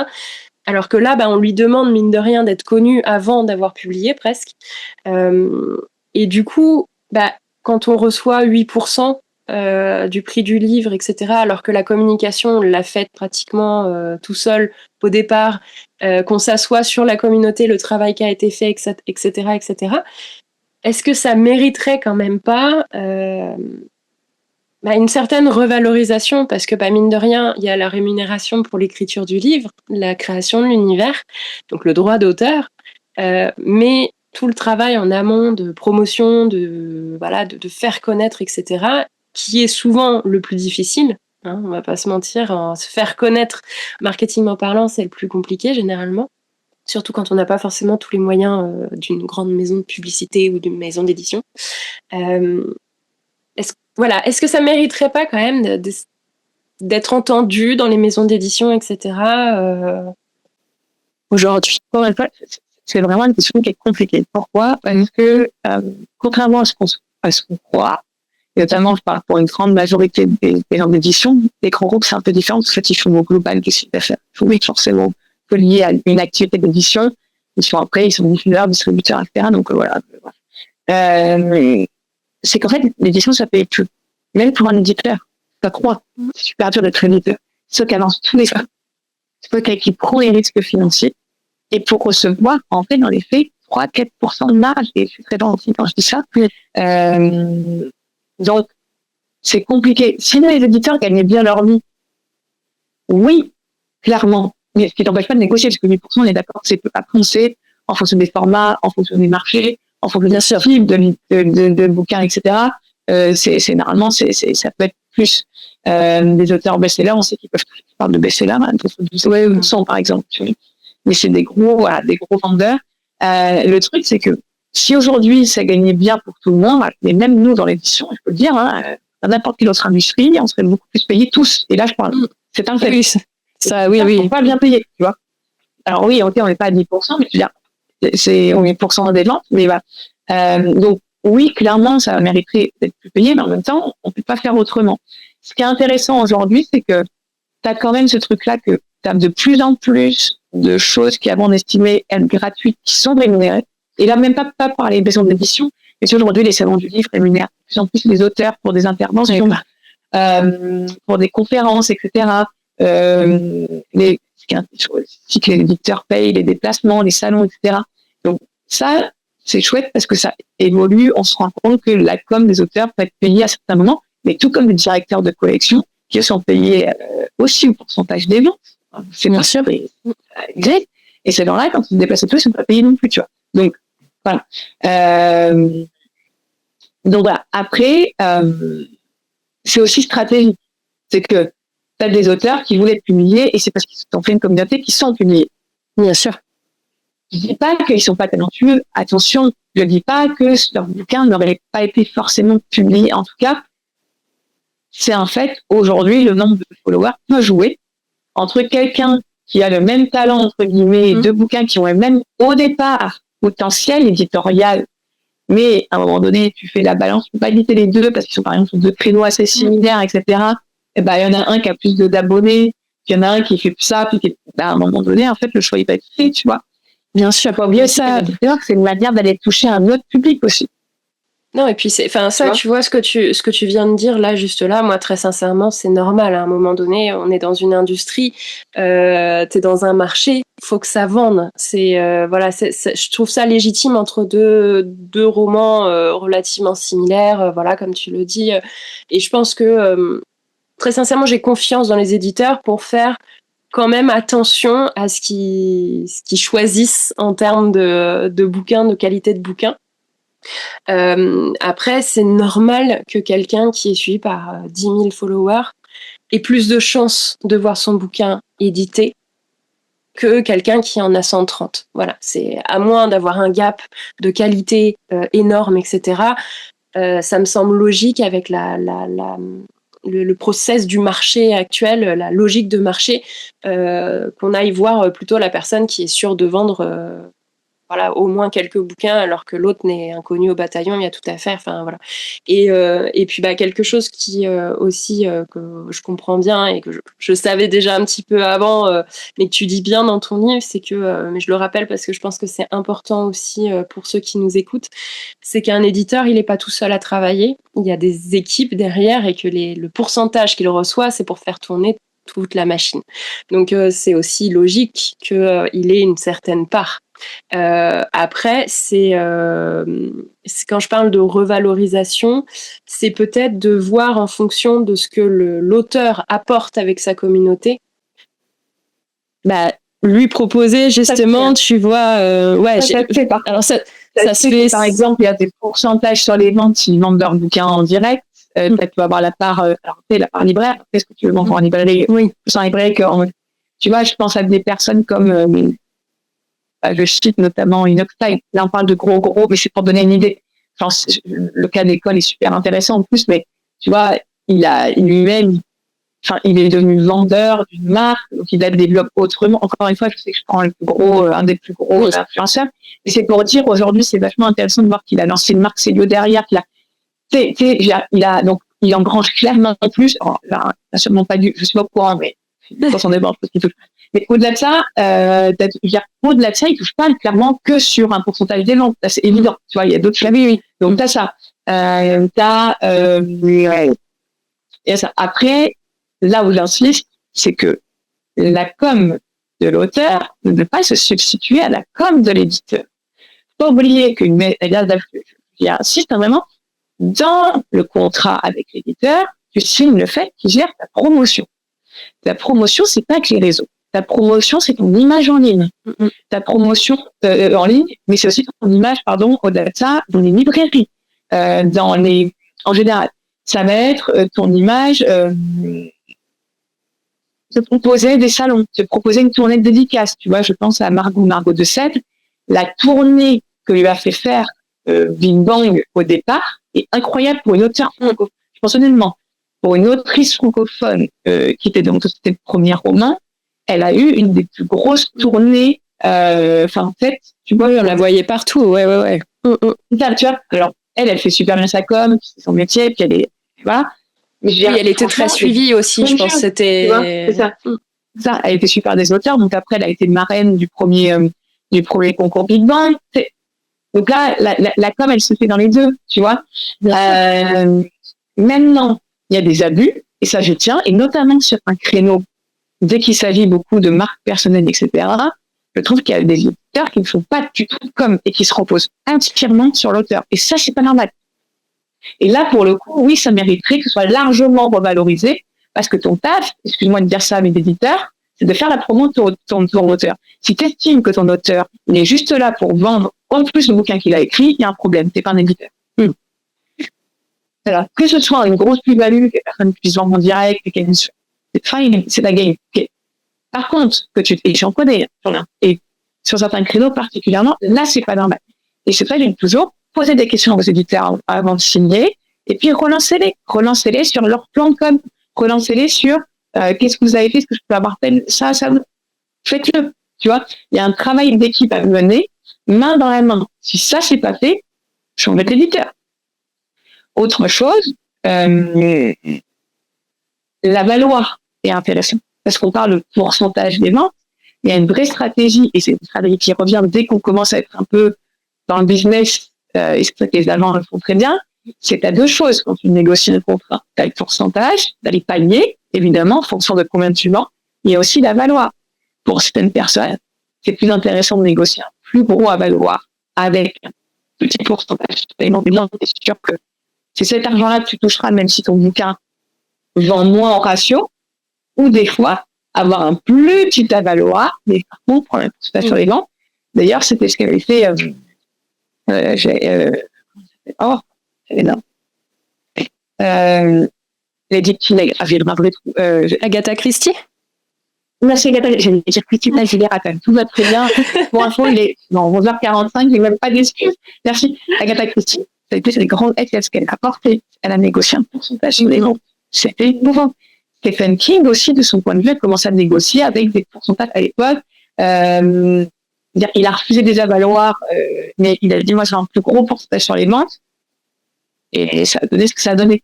Donc, tu as des stratégies aussi dans les contrats pour essayer de voir qu'est-ce qui est le plus intéressant aussi. Donc, je fais une petite aparté, mais qui peut être intéressant mais en tout cas, je le redis, oui, aujourd'hui, beaucoup de choses reposent sur l'auteur, mais l'éditeur a son boulot à faire. L'éditeur, lui aussi, de son point de vue, normalement, il y a de plus en plus un décalage dans les tâches, doit gérer des choses qu'à l'époque, n'était pas forcément l'éditeur qui gérait. Tout un déroulement de tâches après autres qui se font sur les différents acteurs du livre qui sont en train de glisser les uns sur les autres. Mais si en tout cas l'éditeur ne fait pas du tout de com, là c'est pas normal. Et là oui, clairement, il y a une grosse revalorisation à faire.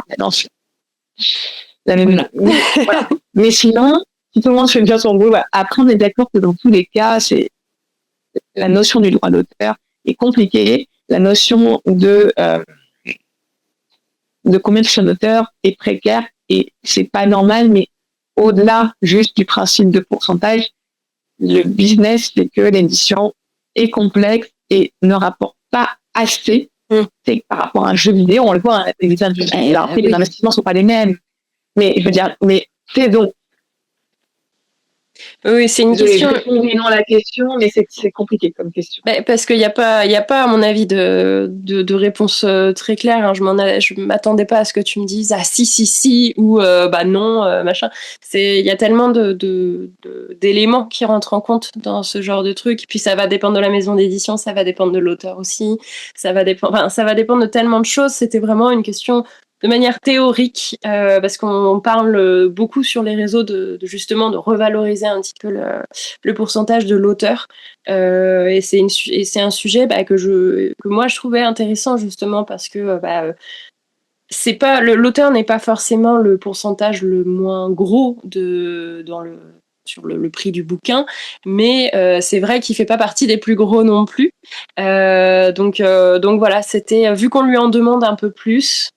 Est-ce qu'il n'y a pas une revalorisation à faire? Mais effectivement, il y a des faux frais qui rentrent en considération, les déplacements qui sont de plus en plus pris en compte, etc. Enfin, donc, et ça compte dans la rémunération, mine de rien aussi, quoi. Donc, clairement, il y a des abus. On va se le dire, dépendamment du type de bouquin et des types d'éditeurs. Moi, je trouve, honnêtement, après, je pose toujours celle qui va dire les choses que personne ne dit, mais personnellement, je trouve qu'il y a certains éditeurs qui abusent, clairement. C'est que il faut qu'il fasse sa part, ça par contre, voilà. Et c'est vrai qu'on voit des histoires des auteurs qui commencent un petit peu à parler de ça, de choses qu'ils ont vécues avant, et que en fait ils se sont sentis un petit peu seuls finalement à gérer leur communauté, leur promotion, etc.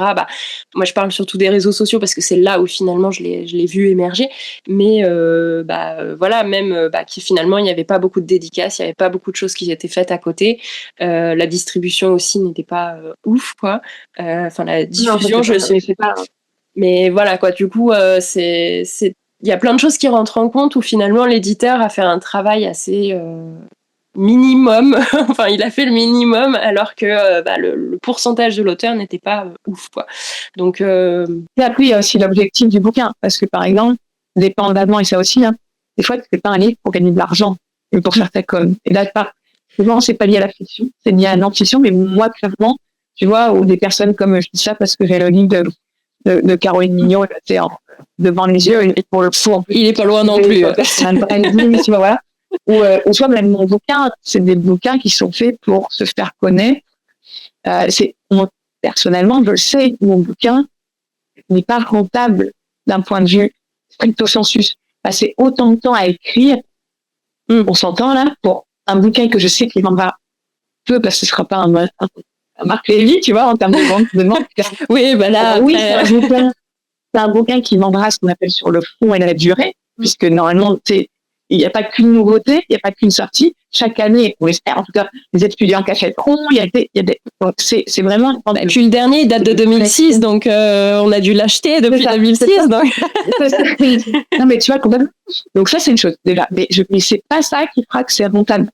Passer autant de temps, objectivement, à écrire ce bouquin n'est pas rentable d'un point de vue argent.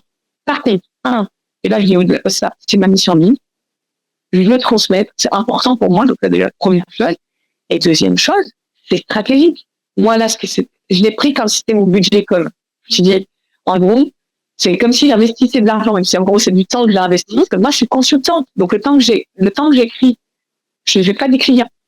Et là, je parle autant des auteurs que je coach, des autrices, que des autres clients dans les acteurs du livre, etc. Donc après, je suis quelqu'un qui donne beaucoup de mentorat, qui donne beaucoup de conseils, qui donne beaucoup de temps même sur les réseaux, etc. Parce qu'au départ, mes réseaux, c'est pas fait pour prendre du coaching, hein. On s'entend. Hein. Mais par contre, le but, c'était aussi stratégique de me dire, j'ai besoin de me vendre, j'ai besoin de me faire voir, j'ai besoin que ma réputation émerge aussi. Et donc, d'écrire ce bouquin, c'est me mettre comme référence du domaine. Donc aujourd'hui, quand les gens vont voir Cézanne Bernard, ils vont penser marketing du livre. C'était déjà le cas pour certaines personnes, parce que je suis une des spécialistes, oui. Mais là, c'est ancré. Donc, ma stratégie est différente juste de... Voilà. Et donc, oui, je passe par mes réseaux pour vendre. L'éditeur fait de boulot, tu vois, il fait le côté...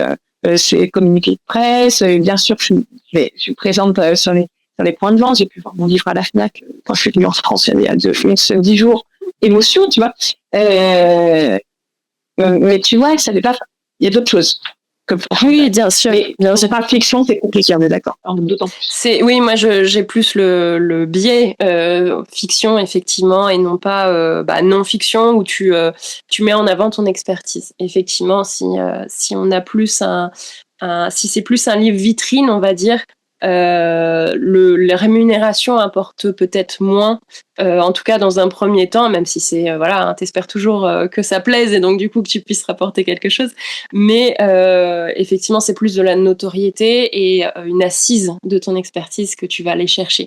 Ça, effectivement, j'entends plus, mais oui, en tant qu'auteur de fiction, c'est vrai que bon, il y en a qui écrivent plus ou moins vite, mais un roman, ça s'écrit pas non plus en 3 jours, hein, la plupart du temps, même si Agatha Christie l'a déjà fait, mais la plupart du temps, ça prend plus de temps que ça. Et c'est vrai que la rémunération, déjà, quand on tombe sur les 8%, alors oui, effectivement, parfois, vaut mieux être autour des 10%, etc., c'est déjà un peu mieux. Mais quand on voit le temps passer et la rémunération qu'il y a, et en plus qu'on te demande de faire de la promotion et d'avoir une communauté, c'est vrai que je comprends qu'il y en ait qui se sentent un petit peu surexploités, on va dire, un peu pressés. Voilà. Mais bon, je pense qu'on a un peu brassé le sujet. Du coup, je vais te prendre la dernière phrase de ton livre qui m'a beaucoup marqué, qui m'a beaucoup plu. C'est « Chaque livre a une âme et le marketing est l'art de lui permettre de briller ». Et je trouve que c'est très bien trouvé, très bien formulé, parce que peut-être que cette phrase, elle va pouvoir permettre de rassurer des auteurs, et notamment des gens qui me suivent et qui m'ont déjà sorti, comme tu disais, hein, le monde de l'édition est déjà aussi frileux du marketing, etc. Mais voilà, j'ai souvent entendu que un livre devrait dépendre uniquement de la qualité littéraire, de ce qui est mis dedans, du fond, de la forme, mais pas de tout ce qu'il y a autour. Or, le marketing vend le reste aussi.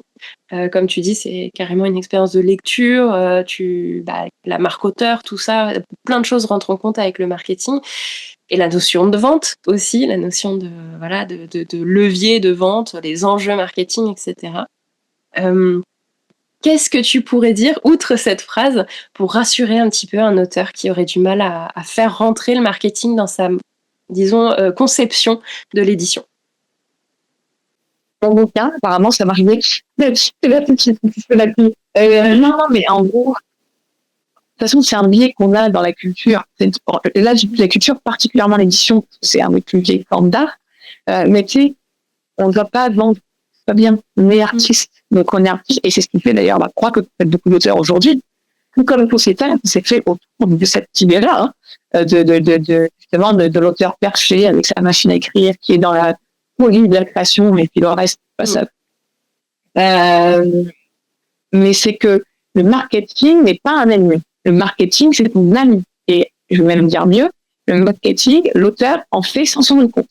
En fait, là, pour le coup, c'est une théorie personnelle, c'est mon avis, mais quand tu écris un livre, tu fais du marketing et tu ne te rends pas compte. Comment tu vas être aidé si tu es édité traditionnellement, il y a un éditeur qui va aussi te guider en fonction de ça, de ses goûts personnels, de sa vision, sa ligne éditoriale, son public, etc., et de la vision qu'il a. Mais au-delà de ça, quand tu fais des choix dans ton écriture, comment ce marketing vous sauver. C'est en fait, quand tu décides d'écrire des chapitres courts parce que tu as un concept, qui peut-être, s'il était proposé par un éditeur, c'est une chose. Mais au-delà de ça, je fais une romance de l'avant, je pense ou une romance de l'été. J'écris des chapitres courts. Je suis Mark Manson qui écrit L'art de s'en foutre.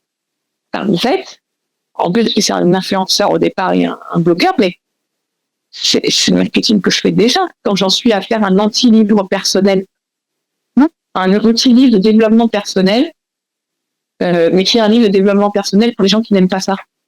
En fait, c'est ça le marketing ce que tu fais. Après, c'est ajusté par un éditeur, tu trouves le bon éditeur, il t'ajuste l'angle, etc. Mais tu fais du marketing, en fait. Ton positionnement, ton angle, tu y vas. Donc, voilà. Après, quand tu es entre la romance fantasy, avec un éditeur qui dit, ça serait peut-être bien, ou alors plus romance, ou plus fantasy, ça va dire quoi. Là, mais il t'aime, tu vois. Mais dans l'idée, le marketing, il commence au départ, même au-delà de ça, directement quand tu écris, sans même t'en rendre compte, c'est inconscient. C'est je veux créer cet effet-là. Et cet effet-là, il va me permettre de vendre le livre. Il va permettre le fait que les gens aiment ce que j'ai écrit. Ça va permettre de le cliffhanger dès la fin, et quelqu'un qui va dire, sa copine, il faut que tu lises. C'est quoi? Tu veux contradire les gens. C'est terrible, en partie. En partie, mais ça en est. Et donc ça, c'est important de se rendre compte que c'est pas un ennemi, c'est un ami. Et pour le coup, voilà. Et puis si vous trouvez quelqu'un qui n'a pas une vision comme ça du marketing, parce qu'il y a des gens qui ont des visions très mécaniques aussi, j'assume que c'est ma vision, qui est très respectueuse de la création. Pour le coup, voilà. En fait, vous n'êtes pas aligné, vous signez peu. Et puis faites voilà, tu vois. Mais aujourd'hui, il y a un fait que si tu veux écrire, juste pour écrire et pour chez toi, c'est déjà correct, tu peux le faire. Tu t'éclates à le faire. Au moment où tu veux aller toucher un public, la question est pourquoi tu écris. Mais si tu écris pour avoir un public, il va falloir se vendre, il va falloir se vendre, il va falloir se vendre. Et là, le marketing, il peut être que ton meilleur ami. Mais encore une fois, tu écris tes trucs chez toi, et que pour toi et pour ta famille, très bien aussi. C'est juste, oui, t'en as pas besoin. Donc voilà, c'est indispensable en fait. Je sais pas si c'est pas mais plutôt c'est la grande langue. Non, mais voilà. Ouais. Non, mais je suis totalement d'accord avec toi. Moi, si je te rejoins, enfin, en tout cas, j'espère que pour ceux qui nous écoutent, c'est clair. Mais pour moi, c'est clair parce que ça rejoint ce que j'avais déjà, la discussion que j'avais déjà eue avec une personne de mes réseaux et qui m'avait dit que justement le marketing tuait le monde du livre, machin, la littérature, tout ça. Et c'est exactement et je lui avais dit exactement ce que tu viens de dire, c'est-à-dire que l'écriture c'est artistique, oui, d'accord, mais à partir du moment où tu pars en publication, en édition, tu rentres sur le marché du livre, tu rentres dans le domaine commercial. Donc c'est un processus qui est différent, c'est un processus que voilà, mais il est là pour, il faut y penser déjà, c'est quelque chose dont tu ne peux pas te passer. Et de deux, c'est quelque chose qui n'est pas forcément qui tue l'art, comme tu le dis. Voilà, c'est quelque chose qui justement le permet d'être, de le partager et de le faire connaître, quoi, tout simplement. Et voilà, en tout cas, je trouvais ta phrase très intéressante. Et si tu m'y autorises, la prochaine fois qu'il y a quelqu'un qui me fait une remarque sur une vision marketing du livre, etc., je te citerai parce que franchement, je trouve ça très très bien tourné. Voilà. Est-ce que pour finir, parenthèse, il y a Actualité, donc il y a un média spécialisé, un médium spécialisé vraiment sur l'édition, qui m'a laissé une belle tribune, en fait, quand mon bouquin est sorti en me disant, donne-moi ta vision de marketing. Donc, si jamais ça vous intéresse, je vous invite à aller relire l'article. Je ne sais plus le titre, mais tapez actualité, donc avec 2 T comme la littérature. Là, on le mettra dans les notes de l'épisode et dans la description. En fait, et d'ailleurs, j'utilise des tropes en disant le marketing ou le romance ou le rapport ennemi ou lover à l'édition, qui concerne même les éditeurs. C'est impressionnant. Et dedans, en fait, je décline un peu ma vision du marketing davantage. Bah, très bien. Bah, écoute, allez lire ça. Ça vous aiguillera peut-être sur justement cette vision du marketing qui permet de lier l'art et la vente, le commerce pour enfin vivre aussi de son art de manière un petit peu plus sereine, sans dissocier les deux de manière complètement absurde. Pour finir, est-ce que tu pourrais, tu l'as énoncé, hein, mais tu as écrit ce bouquin, donc je vous le remets devant. Donc un bouquin qui est vraiment super, qui s'appelle Le marketing et commercialisation du livre, édition, distribution et promotion, le guide pratique. Donc voilà, pareil, il y aura un petit lien pour pouvoir le commander, parce que voilà, on facilite toujours les choses ici. Et mettez des étoiles. Et mettez des étoiles si vous l'avez lu et apprécié. Faites vivre la promotion de ce livre jusqu'au bout. Soutenez donc Selena qui a la gentillesse d'être là avec nous aujourd'hui et de vous fournir tout plein de contenu qui, j'espère, vous trouvez aussi intéressant que moi. J'aimerais que tu nous présentes un petit peu ton coaching, ton offre d'accompagnement, etc. Pour tous ceux qui, après cette interview, pourraient être intéressés peut-être de te contacter et qui voudraient en savoir davantage. Merci. Moi, vraiment, j'ai pris un créneau qui n'existait pas, qui est la stratégie de carrière.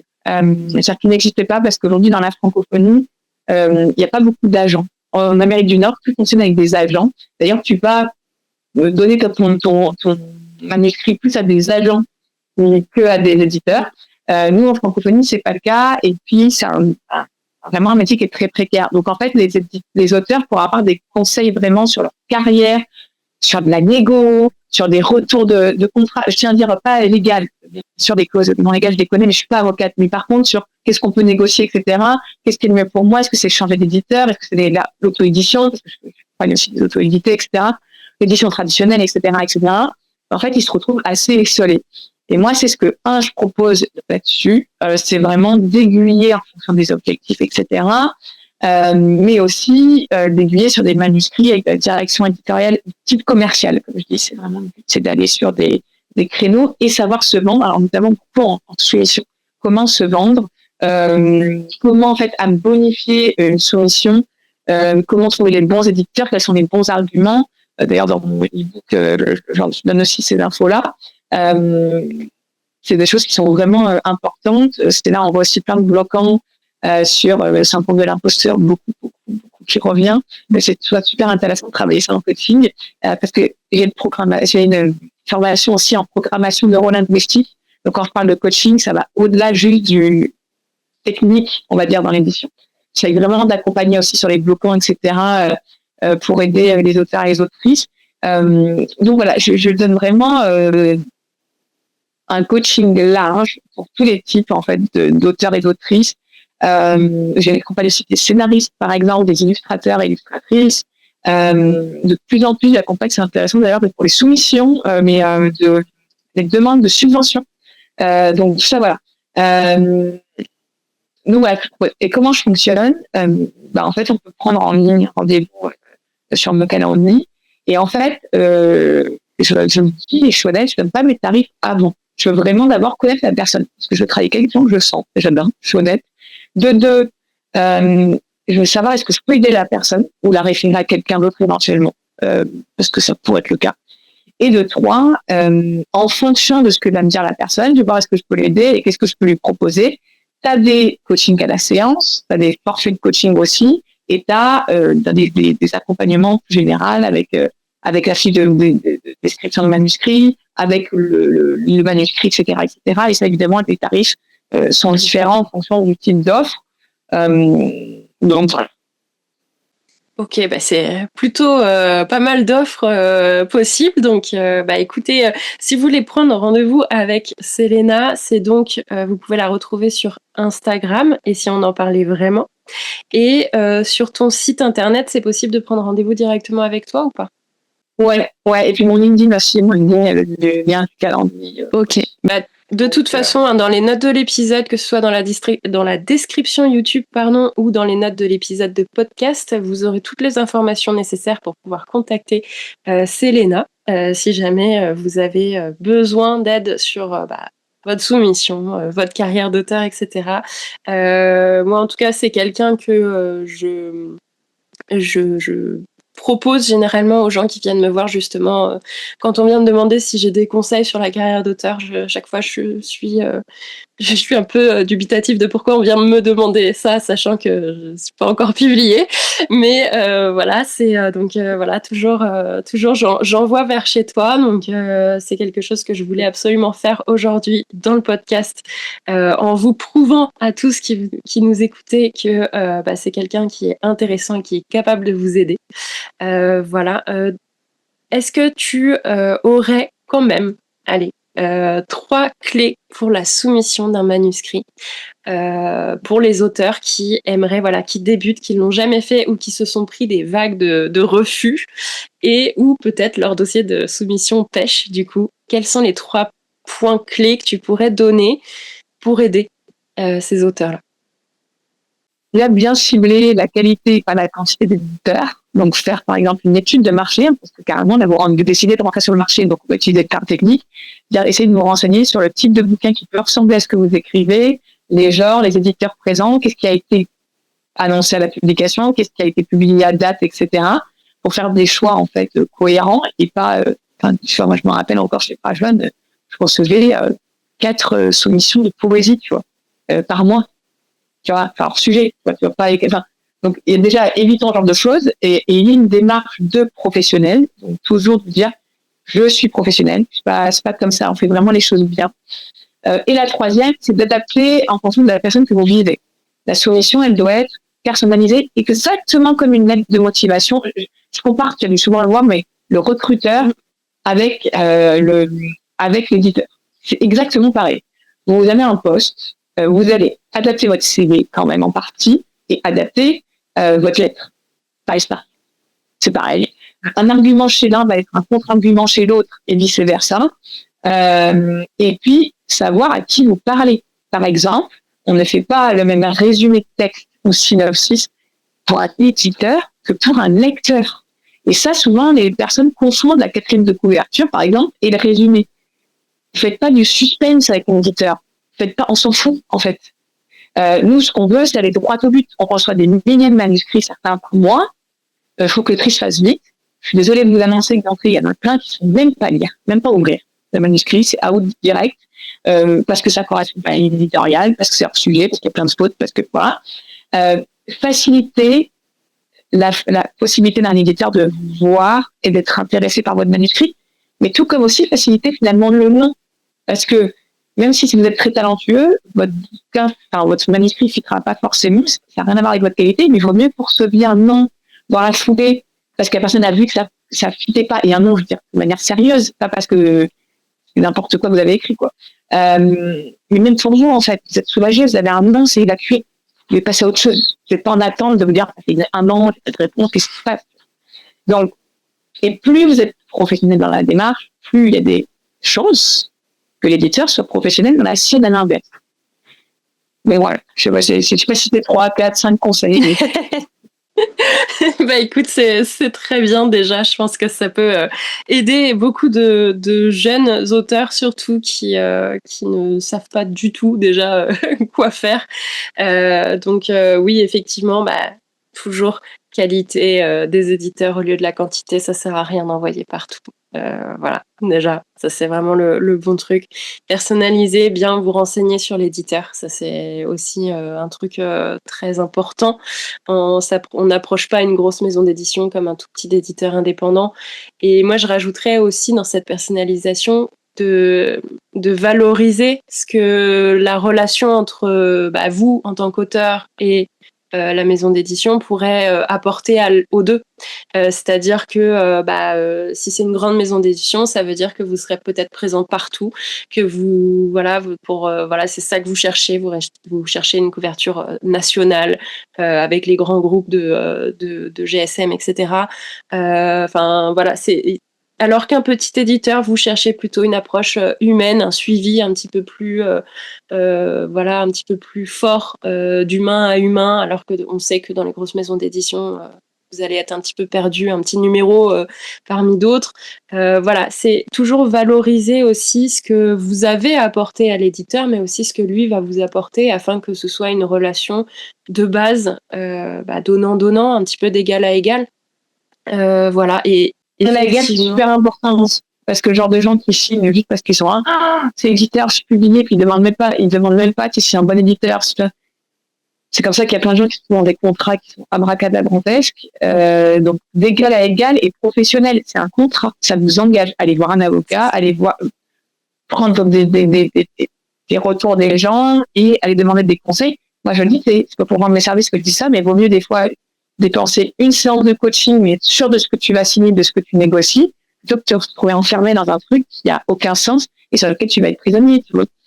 Donc, mais d'égal à égal, c'est important. Vous êtes dans une démarche professionnelle. Oui, l'éditeur a le dessus sur vous en partie. On va se le dire franchement, c'est un fait. Mais malgré tout, vous avez votre mot à dire.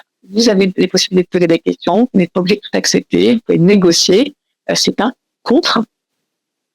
C'est ça. C'est vraiment, je pense que moi, tu sais, j'ai fait la formation LICAR, ça remonte un petit peu, parce que j'ai fait partie de la 2e promotion, donc c'est vraiment, ça remonte.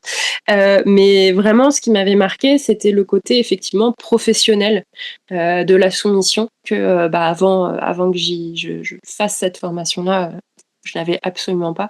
Et ça m'a ouvert les yeux sur vraiment le côté. Effectivement, c'est un recrutement, comme tu dis. C'est une candidature spontanée pour rentrer chez un éditeur. Et se dévaloriser, c'est jamais bon quand on va chercher un boulot. C'est se faire « Ah, pardon, excusez-moi de déranger ». Non, tu viens, tu as un truc à donner et c'est vraiment quelque chose où on va se faire considérer comme un bon employé, quelqu'un qui vaut la peine qu'on lui accorde du temps. Et qu'on va respecter aussi dans un sens plus général, quoi. Enfin, voilà. Et cette approche professionnelle, par contre, elle vient avec la notion de je sais ce que je fais, je sais ce que je vends et je me suis, j'envoie pas n'importe quoi, justement. C'est ça aussi. Il faut pas hésiter à se former. Après, soit en faisant appel justement à quelqu'un qui drive comme toi la soumission un petit peu, qui aiguille comment tourner les trucs, donner vraiment des conseils, etc. Ou ne serait-ce que vous renseigner sur les méthodes de soumission, ce qu'attend un éditeur, bien lire ce qu'il dit sur sa page de soumission de manuscrit. Enfin voilà, c'est des choses un peu bêtes, mais quand on connaît pas, on n'y pense pas forcément. Donc je trouve que c'est très important de le redire maintenant. Donc qualité au lieu de la quantité, personnaliser et être professionnel. Je pense que c'est les 3 trucs synthétisés que tu viens de nous dire. Et voilà, je pense que du coup, on a tout donné pour bien aborder la soumission. Est-ce que je te laisse le mot de la fin de cet entretien? Aurais-tu quelque chose à ajouter? Une dernière chose que tu aimerais dire? Déjà, je te remercie, c'est super intéressant. Merci tous ceux et celles qui se seront rendus ici. Je pense que là, rien, j'ai pas mieux combien de temps ça fait qu'on discute, mais en fait, tu couperas, le fais pas, mais voilà. Donc, non, mais les gens, ils écoutent pas forcément un podcast d'un trait, tu vois. Voilà, j'espère que ça vous a intéressé. Et en tout cas, un truc que je dis tout le temps, mais ne bradez pas vos règles. Je sais que c'est pas évident, je sais que c'est un milieu qui est difficile, on comprend toujours tout. C'est un rythme qui est lent, se faire éditer. Même en auto-édition, c'est encore autre relation par édition traditionnelle. C'est lent, ça peut être épuisant, se prendre des noms, de t'attendre une réponse pendant 1 an, pendant 1 an et demi.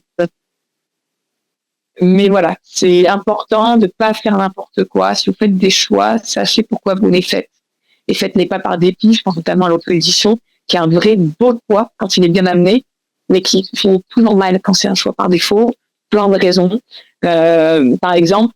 Donc voilà, ne soyez pas trop pressés, sachez que vous engagez dans un processus qui est lent, qui peut être en effet un peu éreintant, qui peut être un peu par moments démotivant, mais allez au bout, continuez et ne signez pas, ne faites pas n'importe quoi. Voilà. Très bien. Eh ben, écoute, pour moi, on finit très bien. Je me permets de remettre encore une fois ton bouquin. Non, parce que vraiment, moi, je vous le dis, hein, et franchement, c'est pas uniquement parce que Selena, elle est en face de moi là, mais moi, j'ai vraiment beaucoup appris énormément de choses, et je pense que n'importe quel auteur, moi, je vais me placer vraiment côté, parce que je sais que mes auditeurs sont des auteurs en devenir la plupart du temps. C'est vraiment quelque chose qui va vous faire comprendre beaucoup de choses sur la manière dont vit le monde de l'édition, le monde du livre. Et du coup, peut-être que rien que ça peut déjà vous aider à comprendre comment orienter votre soumission auprès des maisons d'édition, ou même en auto-édition. Il y a plein d'outils qui peuvent vous permettre de mieux comprendre comment vendre votre manuscrit. Et je pense que c'est hyper important aujourd'hui d'avoir cette connaissance, en tout cas ces notions-là. Après, peut-être que voilà, vous n'aurez pas envie de tout faire ou machin, vous l'approprierez. Hein, de toute façon, moi, ce que je prône toujours, c'est on emmagasine des connaissances et des trucs comme ça, et après on se les approprie pour que ça fonctionne en fonction de nous. Mais en tout cas, c'est quelque chose qui, si vous voulez vous faire éditer, c'est certain, il va falloir quand même avoir quelques notions de commercialisation et des connaissances quand même du monde du livre, de comment ça fonctionne, de qui sont les partenaires auxquels vous aurez affaire. Enfin voilà, donc c'est vraiment un truc qui peut aider n'importe quel auteur en soumission ou auto-publié. Et c'est pour ça aussi que j'étais très contente de t'avoir en premier pour cette première interview, parce que je pense que pour le coup, ça peut aider beaucoup de gens de ma communauté. Et en plus, c'était un plaisir de t'avoir dans ce podcast et d'avoir cette discussion avec toi. C'était long, effectivement, mais moi, en tout cas, j'ai passé un super moment. Et écoute, si tu as un autre livre un jour, n'hésite pas à nous revenir, même sans, il n'y a aucun souci. Voilà, en tout cas, j'étais super contente de t'avoir. Donc, je remettrai bien sûr toutes tes infos pour que les gens puissent venir te suivre en barre d'informations, donc dans la description YouTube ou dans les notes de l'épisode. Vous aurez tout. Absolument tout, bien sûr. Et si vous avez aimé cet épisode, si vous voulez soutenir un petit peu le podcast et même Selena, n'hésitez pas à partager le lien de l'épisode, cet épisode, à en parler autour de vous. C'est important, on est à la rentrée. Et des étoiles aussi. Et bien sûr, oui, j'ai oublié, mettre les étoiles si vous avez lu. Mettre les étoiles sur le livre de Selena, ajouter un petit commentaire. Et bien sûr, pour le podcast, c'est important aussi pour bien se faire référencer et pour que cette saison 2, elle commence sur les chapeaux de roue. Ce serait trop cool. Voilà, donc merci Selena. On va se quitter là-dessus et je vous souhaite à tous une bonne semaine. Bye tout le monde. C'est ici que se termine notre discussion avec Selena. Pour rappel, son livre et son Insta sont disponibles en barre d'infos ou dans les notes de l'épisode. J'espère que vous avez apprécié et si le contenu du podcast vous plaît, s'il vous permet ne serait-ce qu'un petit peu d'améliorer votre manière d'écrire, je vous invite à me soutenir en partageant cet épisode, en laissant une note sur votre application d'écoute préférée et un commentaire. C'est super important pour lui donner de la visibilité et me permettre de vous apporter toujours plus de contenu de qualité. Merci pour votre écoute et on se retrouve la semaine prochaine pour un prochain épisode. C'était Isa d'Aécriture. Amour sur vous et écrivez bien.